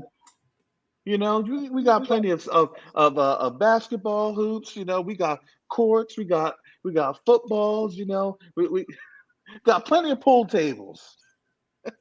You- for the sake of national security. That we're trying to what do I say? We're keeping you safe. Yeah. Protective custody. Yeah, we're protecting you. Yeah. You You don't. know. All the Russians out there. You don't want to be around there. We'll protect you. Come on with us. Yeah. Mm-mm. Mm-mm. So people are thinking that you can't get out the border. Look, getting out the border is literally the least of my concerns at that point. You Hmm. know what I'm saying? So it's like, how do you navigate? And literally, we're so stuck we can't. We're so stuck because I think a lot of folks they kind of feel like, well, I need to have an option. We always want to have options. Sometimes, listen, the only option is that you can just be still and let the Most High handle it. Yep. And unfortunately, people always want because we're stiff necked. What does the Most High always say? Look, just be still. In Jeremiah's time, Jeremiah said, look, go on over to Babylon. And guess what? And you'll be saved. These are the words of the Most High. No, it's not. You're lying. 400 years. Judgment's coming on this place. Hmm. These are the words of the Most High. No, you're not. You're lying. You're lying. Now here we are, and we're talking about this. We're Mm-hmm. talking about this. And the sad thing is, no one, even the U.S. has taught it. The U.S. is funny because a couple of weeks ago, back in December, January, they were already saying, look, we don't have anything that can really beat the hypersonic missiles. We don't have anything to beat that. And now it's like, well, we're gonna sell equipment that's it's like it's out of date, right? It's like I'm gonna sell you this 1983 Honda Civic. You know what I'm saying? I'm gonna sell you this. This is what you got. It ain't gonna work against what they got, but at least you got something. Mm-mm. It's like, yo, I'm trying to get something with some firepower. A I got Yugo. something. I got something for you. How do you like these bow and arrows? I can get you the nice brass tip arrows instead of the aluminum. That gives you more bang for the buck. You know, Mm-mm. it's just it's almost sad that it's not a comedy. This Mhm. is real life. This is real life. And people are like, well, look, it's not to get scared, because here's the thing. Why are you going to fear when it's the Most High that's doing the work? It Yeah. says, fear not. Fear not. We've been preparing people for this. Now, all of a sudden, now you see it. Now we see it. And here's really and here's really what I've also said. This is what I've speculated. This is what I've always speculated. This is what I've said. Back in 2018, 19, and even 20, you had the big push for Africa. That was always on the table, was Africa. African Union, Africa. And I had always said, look, if you don't, but I said, only time will tell what it is that the African Union had bartered for us. Do you get what I'm saying? Because when you would listen to the speeches by you had the one guy named President. He had said, look, we felt ashamed that we had let a lot of we let a lot of people go during the transatlantic slavery. And that messed up our continent. Just paraphrasing, but that's what he had said. I think um, Kofu, if I'm not mistaken, the president of Ghana. Y'all will put it in the chat. But now people didn't understand. It was like this: Africa wanted to get their people back. They were saying this in 2000. Look, do you know that they were literally saying this back in 2016? The African nations were the only ones that were actually championing our causes, our calls for reparations back in 2016. I thought This is before that. why, and it was before, but it got a lot more steam in 2016. This is why when Trump had gotten into office, what did he do? He pulled the United States from the Human Rights Council or Commission, whatever you want to call it, the UNHRC. Mhm. And so the reason he did that is because they would have had the flack. Remember, at that time, also Saudi Arabia was getting flack for its human rights, for how they're treating the women. Remember that? Mhm. Oh, they got to do that. And then Saudi Arabia's like, all right, fine. Look, nobody, you don't have to wear. They're just like, you don't have to wear hijabs. Everybody can go without a hijab. Fine, y'all can drive. Everybody can get a driver's license. They literally, because I was there in 2019, they literally lifted all the requirements, and it was weird because I'm like, oh, this is interesting, because these women were literally just like coming up to me, talking to me like I was a like I was a piece of milk chocolate. I'm like, I'm not trying to get stoned on out here. You know what I'm saying? I'm not trying. I'm not trying to get beheaded. Stop. Leave me alone. I'm running. Feeling like Joseph with Potiphar's wife. You know what I'm saying? Yeah. you know but that was the whole ideology because they're like, well, we're trying to get more inclusive, we're trying to do all this stuff because we got called out with the human rights thing, and now their response was trying to you know um try to repair that image. And then the US, it was like, no, we're out, we bounced, we literally bounced because the heat was on. And then and then with that heat being on, then it was just deflection after deflection after deflection.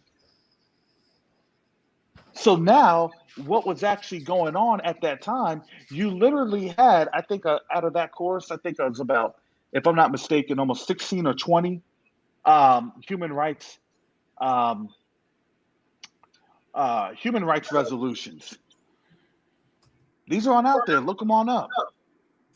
We Mm. have a couple of human rights resolutions against the United States, particularly for us. So now, if you had Africa that was saying, look, remember the whole thing with Rex Tillerson back, that was so long ago. He was literally Trump's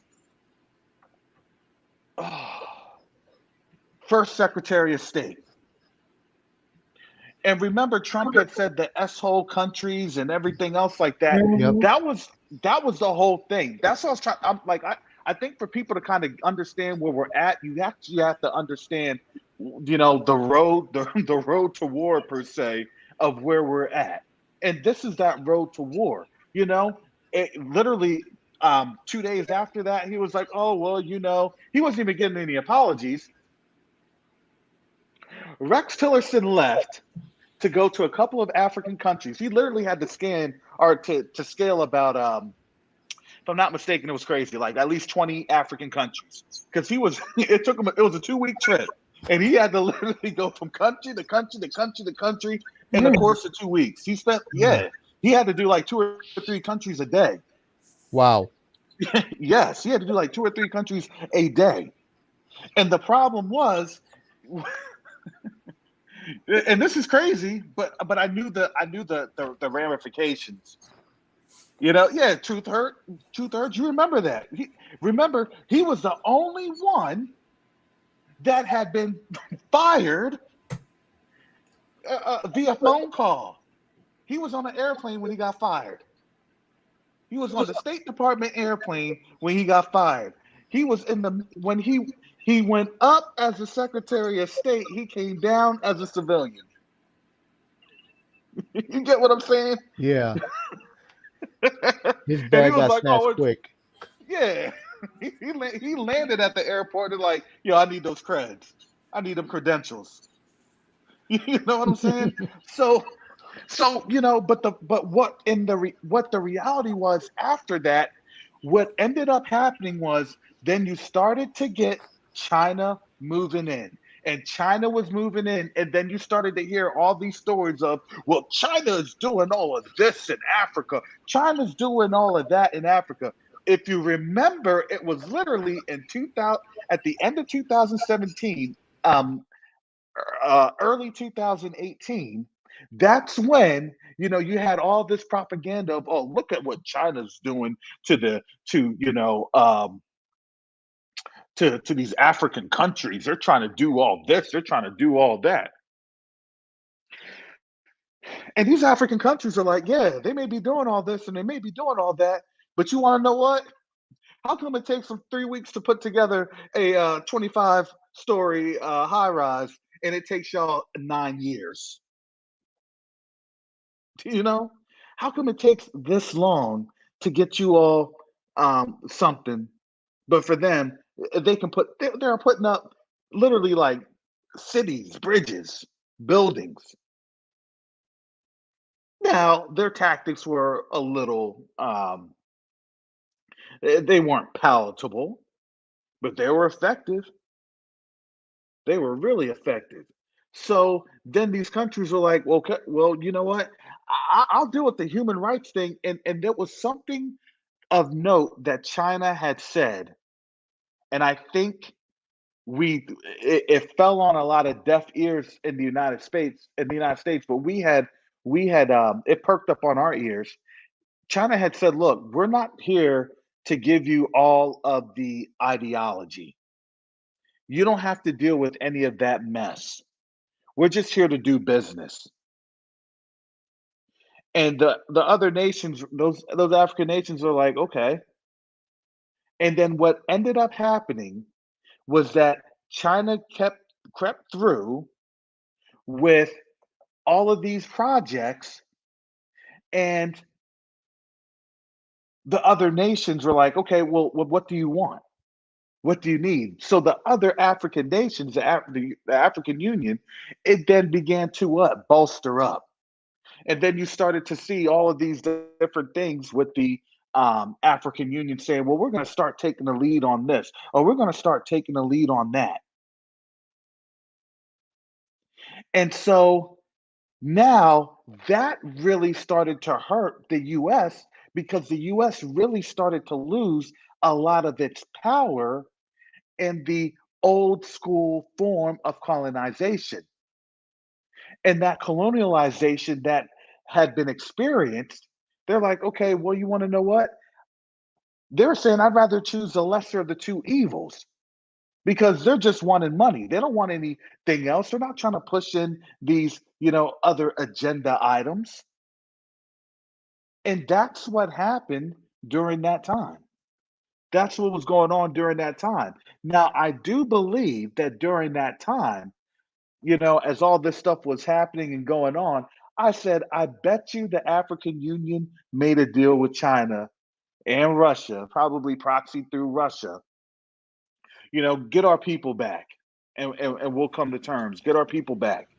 And remember, that scared the European Union. And remember, in that time, think about what was happening in that time in 2017 and 2018. Remember, the G7 and the G20 and the EU was all about, um, they were mad at Trump. Remember that whole thing where Trump is sitting in the chair and everything else? They were mad about Trump because Trump was destabilizing their relationship with Africa. Because, see, for them, for Europe, it was like, well, we can kind of do business with you, and we need to keep our troops here, but we just have our troops here just for security. And then then the other African nations were like, no, those troops are here because it's serving the agenda of white supremacy. And that's where you started to have everything started, it was starting to go crazy. Things were starting to get murky. And you started to see what was happening with those relationships. You started to see like Ghana and other countries, Nigeria. They were really speaking on out. Well, we gotta do another direction. We gotta move in another direction. And so yes, we know it's about the land and the resources, exactly. However, the land and the resources without the other things attached to it, that was there. That was what highlighted, a lot of what looked decent for them, you know? So so then as we had started to lose influence in Africa, then Trump was taught, yeah, this ties into, yeah, Ninja Firewolf. It was tied into Trump saying, oh, yeah, there's a storm brewing, the quiet before the storm, all of this crazy stuff. Well, the quiet before the storm was because we had lost that influence in Africa. We had lost it. And see, we could never regain our political influence. And our political influence was actually getting taken over by a lot of the other European influences there. And those European influences were like the totals and other gas agencies or companies there in Europe. But Total was the main one because that was French and everything. And then what was also going on was that during that time you had a very one of the biggest Chinese bases was in Djibouti. And Djibouti is right there where you have the Bab al Mandeb, right there by Yemen, right there and all those conflicted waters. and everything was starting, the resources were really starting to get constrained because our foothold and our presence was literally starting to get moved away. So now I believe, and this is just me, that during that time, that was the negotiations that were set forth of, look, we need to get our people back. We have to get our people back. And I believe that there was just certain mentions that had pushed that narrative in terms of what China and Russia were trying to do and how they were trying to come up with a new schema of their relationship with Africa. That was the schema, right? Well, we're not going to do like the West did to you. We're not going to do it like that. Look, we're just going to be all fair and all, and things of that nature. So this was kind of the whole. Well, if you're fair, well, let me make sure if you're going to be fair, bring our people back, and they'll judge what fairness is. Bring our people back, and then we can talk. If you're serious about that, then we're serious about talking. And then what ended up happening? Then you started to see within the bond, within the treasury, what was happening was our and between 2019 and literally 2021, remember the bond market was flashing danger. They were saying this back up until honestly October, November, 3, 4 months ago. They were saying the bond market, the yield market is flashing danger. Because why? Because nobody was buying the debt. China wasn't buying our debt. Neither was Russia. Russia had really stopped buying our debt literally back around 2019. So now, if they're not going to buy the debt, that was the problem. Well, then how do we sustain this economy? How do we get to this to a place to where we can start, leveling on out?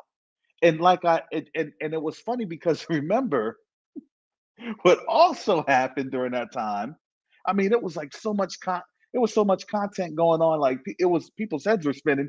Remember, Trump was in the trade war with China, quote unquote trade war. Remember that trade war, family? Well, I love trade wars because I always win them. We lost the trade war. We lost the trade war. When people were and then there was a story. I believe it was actually in the Economist or Wall Street Journal. What actually ended up happening was China was calling the shots in terms of what ships were allowed to dock in the port of Los Angeles. They didn't want to tell you that. It like slipped on out, and I'm like, wait a second. They didn't want it. They're telling them, "Hey, this is the dock. This we're going to allow this amount of ships. We're going to allow that amount of ships because it was like, okay, I'm going to hurt y'all now." And we literally got hurt. That hurt really did. You see the harm of it. But because we're on contracts, now people are like, well, where's the meat at in the grocery store? Where's all this stuff and the supplies going? Well, that's because these supplies are heading over to them.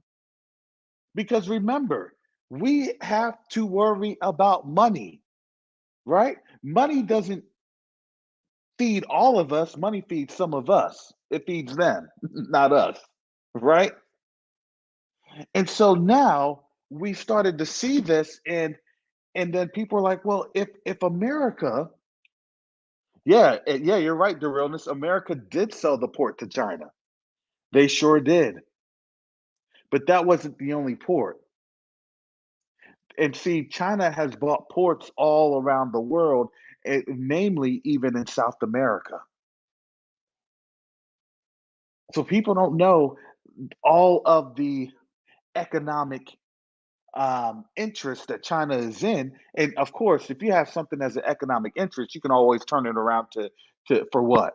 A military one, right? Because they even said like this is a very stunning statistic. They only said like less than 2% of all imports to the United States are checked. That's crazy. All those containers, less than 2% are checked. So, so here's the fundamentals of this. Look, in terms of why this thing is going, I believe that probably in another when all the dust settles, you may not even know it in 20 years. We may not even know it in 50 or 100 years. But when all the dust settles, it was like, yeah, that was the deal that brought the black folks back to Africa. Because right now we're seeing this popping off. Nobody knows what's happening in this war until really at the very end. And then that's when it takes people to read the millions of documents that have been, classified, declassified, all that other good stuff. And so when people are like, well, the world is, the world is in cahoots. But again, look, the people on the land are the ones that's saying, hey, if you want these resources, this is how I'm calling the shots.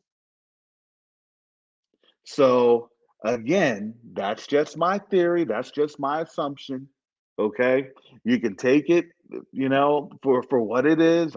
I laid out the case, you know. So now we're seeing all these things unfolding and unwinding, right? So I'll yield.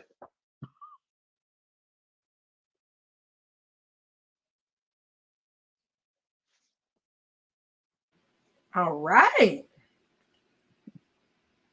Anything, Mike? I mean, Aerospike. Let the church say amen. It's something wrong with you. You said let the church say amen. Yeah, I've enjoyed this convo. I've enjoyed my brother Kyrus giving us a rundown on history and how this government is working and how this reparation stuff could possibly play. That's all I say is if and when they follow through, I am out. Yeah. Cause it won't be a Tulsa incident happen all over the U.S. Because if they did that, it would be. Yeah, if they do that in Tulsa, just think that what they would do to us if they gave us reparations. Yeah, it would be a nightmare scenario for a lot of us. Because again, like you said, people think like, oh, they gave those people money. Next thing you know, click, click. We walk outside, the brothers with shotguns walking around saying, we will have to bounce and we have to find some way to stay in contact. Yep. Just make sure that if you're gonna give me some gold, it clears somewhere. You give it to me something. If you got to give me something, and then once you give it to me, I'm out. And you ain't got to see me no more. Right. I'm good. Until kingdom come, I'll be like, I'm out. Deuces. When people are like, they're in the chat saying, go ahead and get some foreign currency.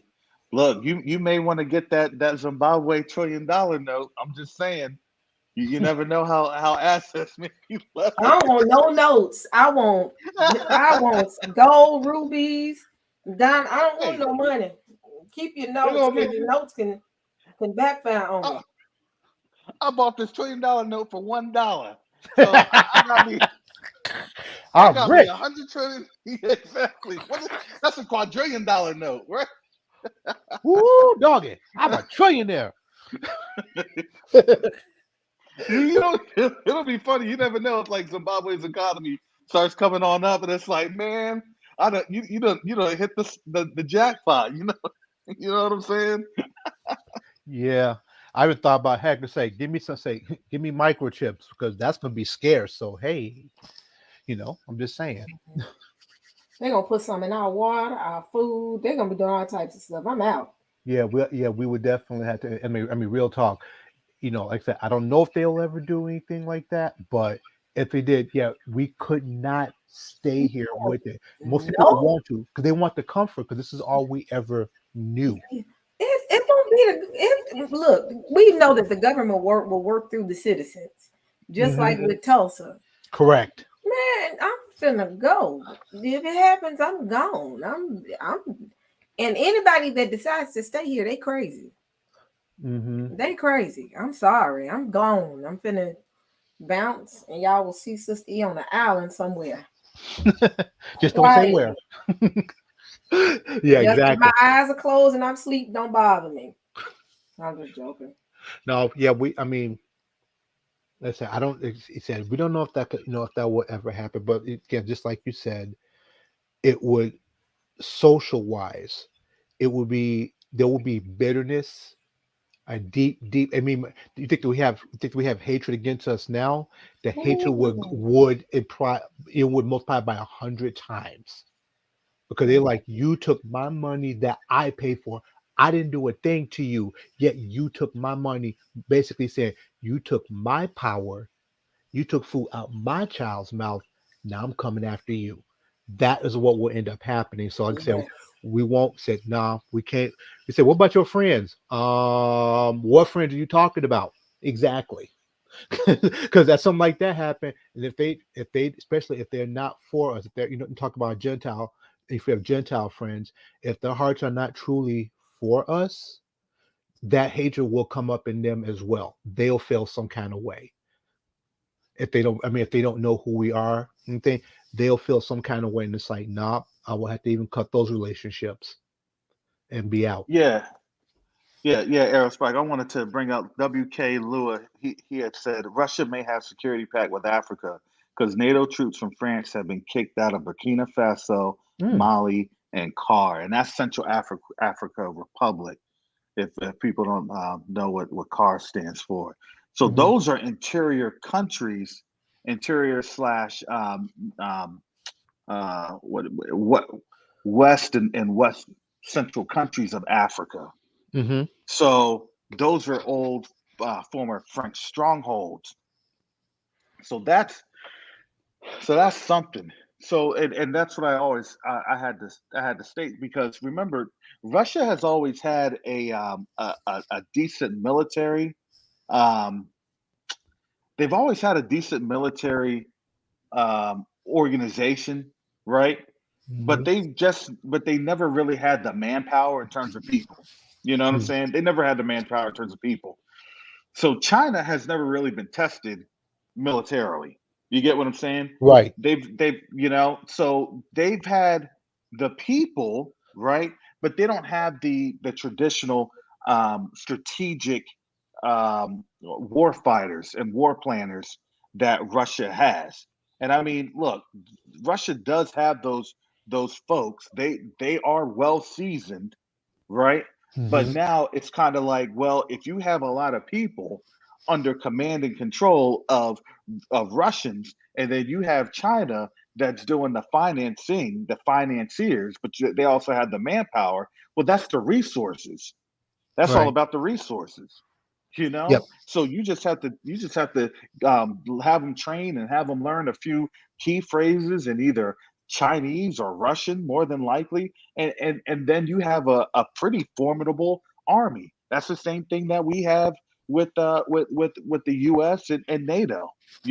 hmm And NATO, well, because of the French politics and stuff like that, they do things in they want it done in English and French. You get what hmm I'm saying? Yeah. That's going to be confusion.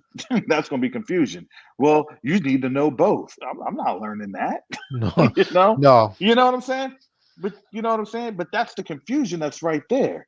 But now you have all these other countries. It's like, okay, well, who knows how to fight? Okay, well, Russia knows how to fight. And guess what? I guess we need to learn some keywords in Russian. Yeah. This is how this thing's gonna come to the table.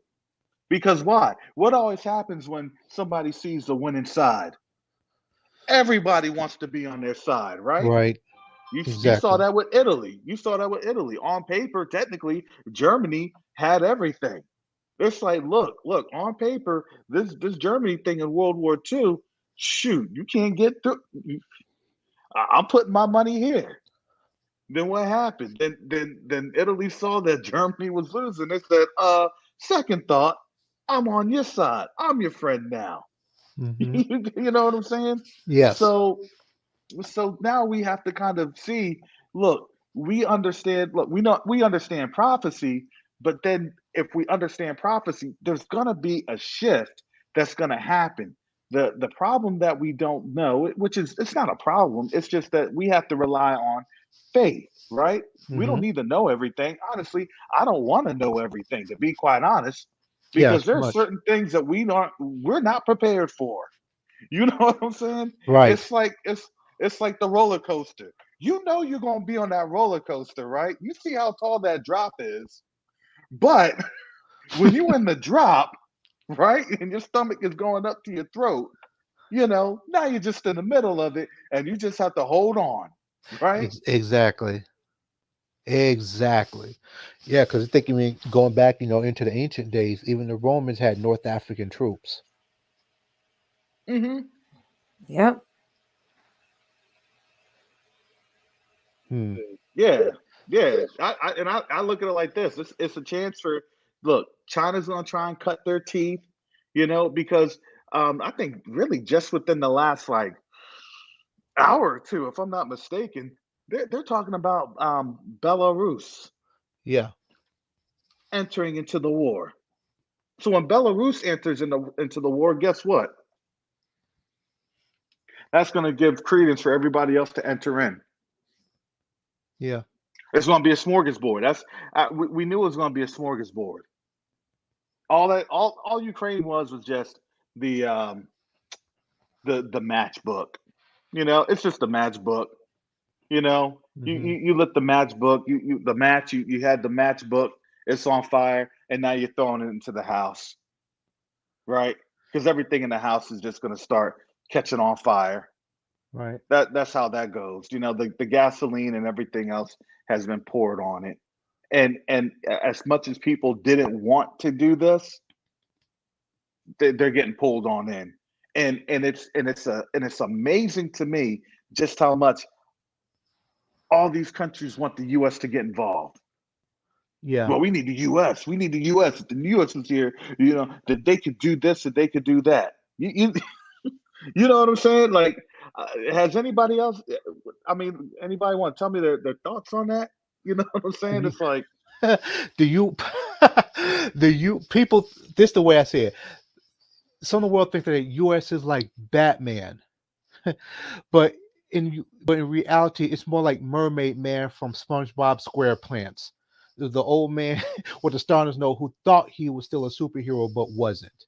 That's what it mhm. looks like right now to me. Well, I mean, I kind of look at it and it's like, I don't think they really know too. They don't really know too much about the. Oh, so I look at it like this. I gotta look at it like this. Yeah, yeah, Joe to the rescue. That's all that. They looked at too many Chuck Norris movies. Okay, they looked at too many. I'm just gonna be honest with you. Yeah. I'm just gonna be honest with you. Let me just break this analogy down. Okay,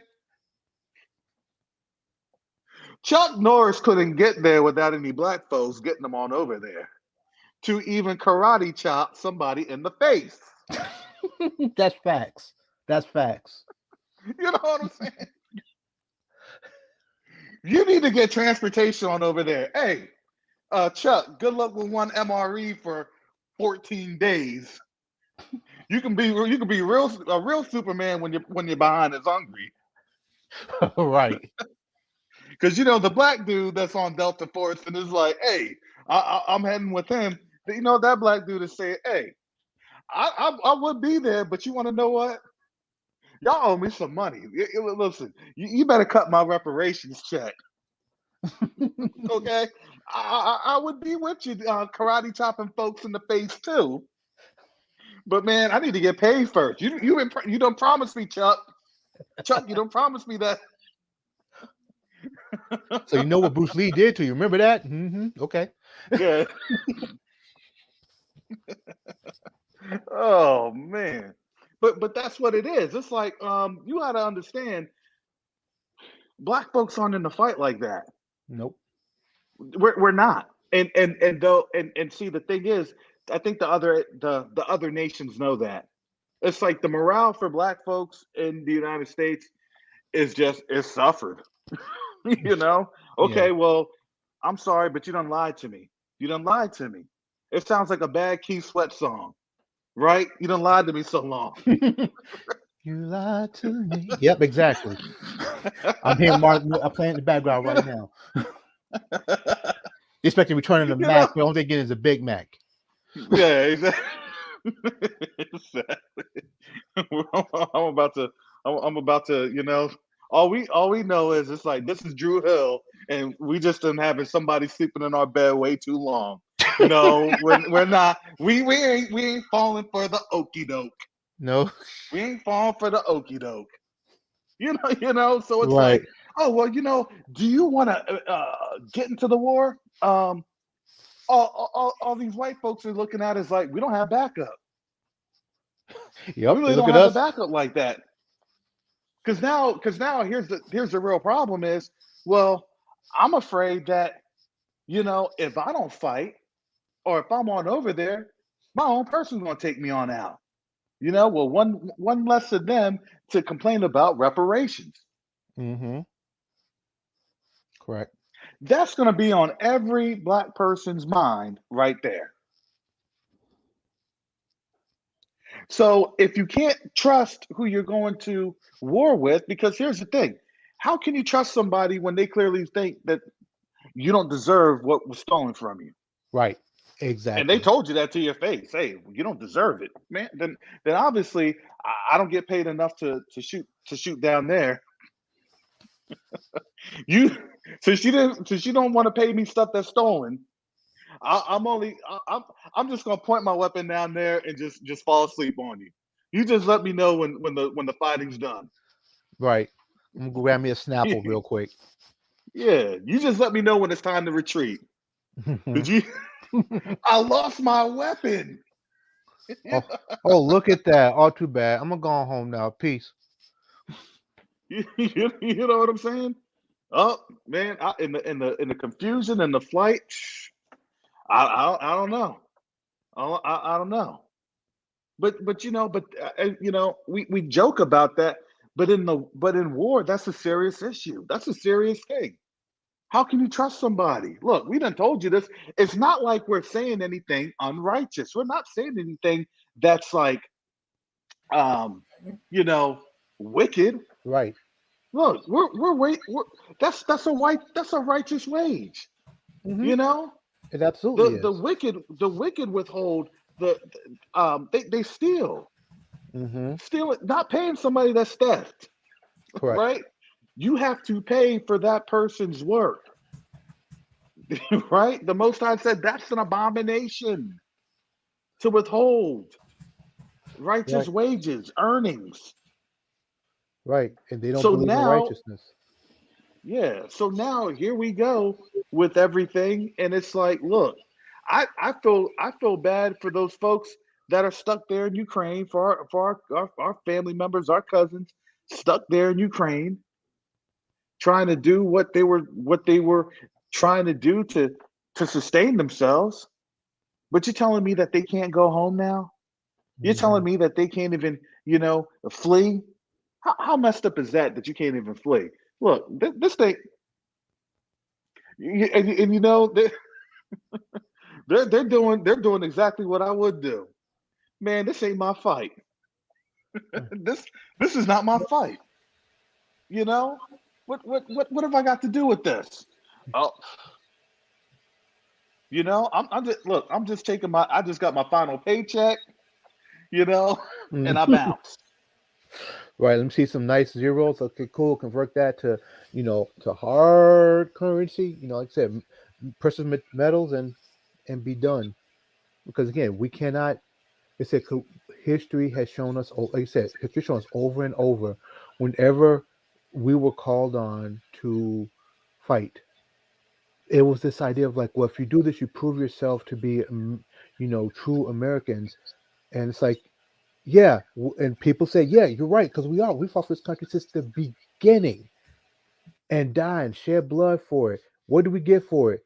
Nooses, burning up Hmm. of our cities, burnings. or just bullets. That's what we've gotten in for recompense for service. So why would you try to run to us now and think we're going to do anything different? Now, unfortunately, some people will, because again, if they're so plugged into whatever information is coming to them from certain sources, that's all they're going to know. And they're gonna go, yeah, right. Let's just go ahead and do it. We gotta woo woo woo, and it's like, okay, you can woo woo woo, but when everything is done, you're gonna get pulled over, and they're gonna put a bullet in you still. After all that, what about the brother who was this 3 months ago? The brother who was in uniform that got pulled, they had a gun pulled out on him, Mm-hmm. and he served. Yeah. He served faithfully, and they still treated him like that, and he was in uniform. Yeah. Yeah. There's no rest for any of us. You fight, and then when you come home, right? Well, thank you for your service, but if you make them, I'm just itching to pull the trigger. Yeah. You know, and that's the whole thing. Look, we know that it, it's black. I don't Hmm. care how much you want to season yourself, flavor yourself. If you look in black, that's all they see is just black. Correct. They're not caring about where you came from. Well, I'm a second generation. That no, no. But at the same time, I think now the wake up call has gotten here, because remember, the Most High gives you a time to be ignorant. He Hmm. does. That's grace. He gave us grace to be ignorant. Just think about that, family. For 400 years, we had a grace to be ignorant, and now that grace period's over. Now people are like, "Oh my goodness, what's happening? The grace period's over." I kind of laughed at like the with UA, because of look, they could say whatever they wanted during the grace time, right? You know what I'm saying? During grace period, you can say whatever you want. Just keep talking. Now that there's an existential threat outside their door, because yes, there's subs right outside our door, which is the only reason why the U.S. is saying we're sending aid. That's the only thing that they can do. Hmm. You get what I'm saying? That's the only Right. thing that they can do, because the U.S. isn't going to tell people, yeah, we can't send anything else. If we send something else, that's not going to look good. Right. Right. you know so now it's just now they're not going to ever get it. But here's the thing: it's just playtime is over, right? The Most High is moving, right? If Right. we're already in this, who allowed this? Does not the Most High allow? Is he not the maker? That's Does he true. not control the heavens, the heavens and the earth? Does he not control how things go? Hmm. So I'm sorry. Look, you may have a problem with me for saying something, but really in the end, you have a problem with the Most High, because now your world is getting judged. That's it. Right. Yeah, Mount Esquire. Russia had submarines outside of New Jersey undetected. That's right, and they Um. they, they had that story like last month. Yeah, I remember So hearing about that. so so what are you really gonna do? You want to take that chance? Okay, well, uh, uh, uh, uh, more sanctions. Your sanctions don't work. Well, sanctions really aren't designed to work like that. Did you Fix see it. that clip? Did you see that clip? It's like the sanctions weren't really designed to work like that. No, I It's like, didn't see so that. what is that? Yeah, there's a clip floating around. It was like one of like the undersecretaries of something, but he wasn't really properly versed on the talking points of what to say and what not to say. So he Mhm. obviously said something that wasn't supposed to be said, and it got clipped. it Whoops. got, yeah, that was the big whoopsie, you know. And so if if it's not supposed to work, then what are we doing? Why are we spinning our wheels? Well, we're spinning our wheels because, to be quite honest, we really don't have any. We really can't do anything else, you know. And so this is it. It's one of those things. It's one of those things. It's like, well, I look at it like this: there had to have been some major corruption within our government. That's all it was. At the when Mhm. it's all said and done, somebody done sold out. Somebody done sold out. You know. Mhm. So all we can do is just sit here and pray and understand how the Most High is moving. You know. Right. So don't. So when people are like, "Well, I'm scared. I'm this and that," I'm like, "Really? What are you scared of? Really, what are you scared of? Because here's the thing: this is the Most High's doing, and if the Most High is working for His people, what are you scared of? Right. So all we have to do is just sit and be still, right? We saw that when those the Arameans were, the Amorites, they had 185,000, right? And they had a besieged Jerusalem, right? Mhm. They were outside getting ready to attack. They were just wondering when that gate was getting ready to get broken down because they were fearful. Mhm. Everybody was thinking, okay, well, you want to know what? They're gonna come through, they're gonna do this, they're gonna do that, they're gonna get to our women, they're gonna do that. And what happened?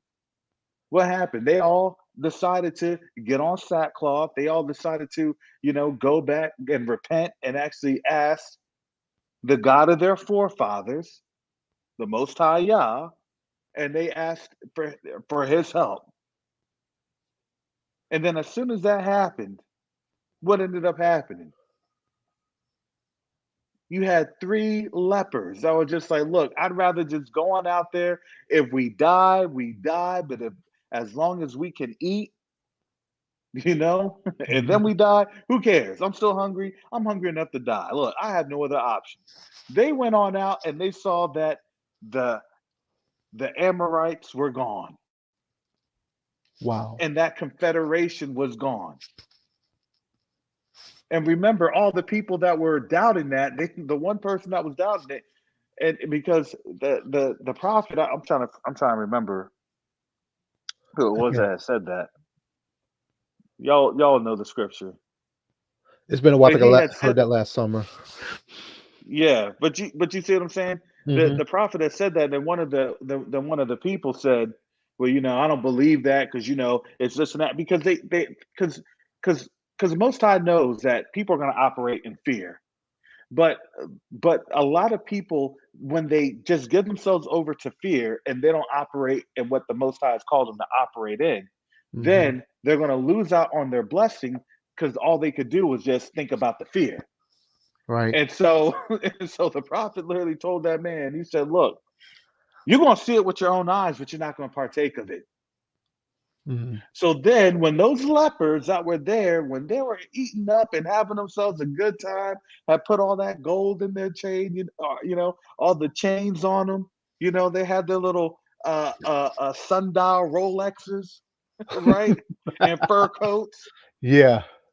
You know what I'm saying? They're like, I got my Gucci fur coat. Man, I can't do this with our people suffering like that. I can't do this.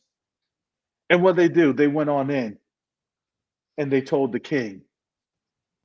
And the king's like, nah, I don't believe it. Yep. But while they were doing that, everybody was seeing like, they're coming in here with like loaves of bread. These folks were already like, were getting ready to eat their kids. They're seeing loaves of bread. These folks are coming on in here. Yeah, they gone. They gone. What? Bring them up to the king. And then Mhm. as the people were going on out, they couldn't even get the guards to post at the city to try to stop the flow because the same man that had said that, he went and he saw with his own eyes, but then he got trampled on. He got trampled over. Mhm. You see what I'm saying? Right. Let's not be like that, family. Let's understand. Look, don't fear. The Most High already has the plan Correct. for this. Correct. Right. Yep. And that was in Second Kings. I looked it up. It was Second Kings, um, 3. Let me see. Second Kings, chapter 7, verses 3 through 20 is when that account took place. Hmm.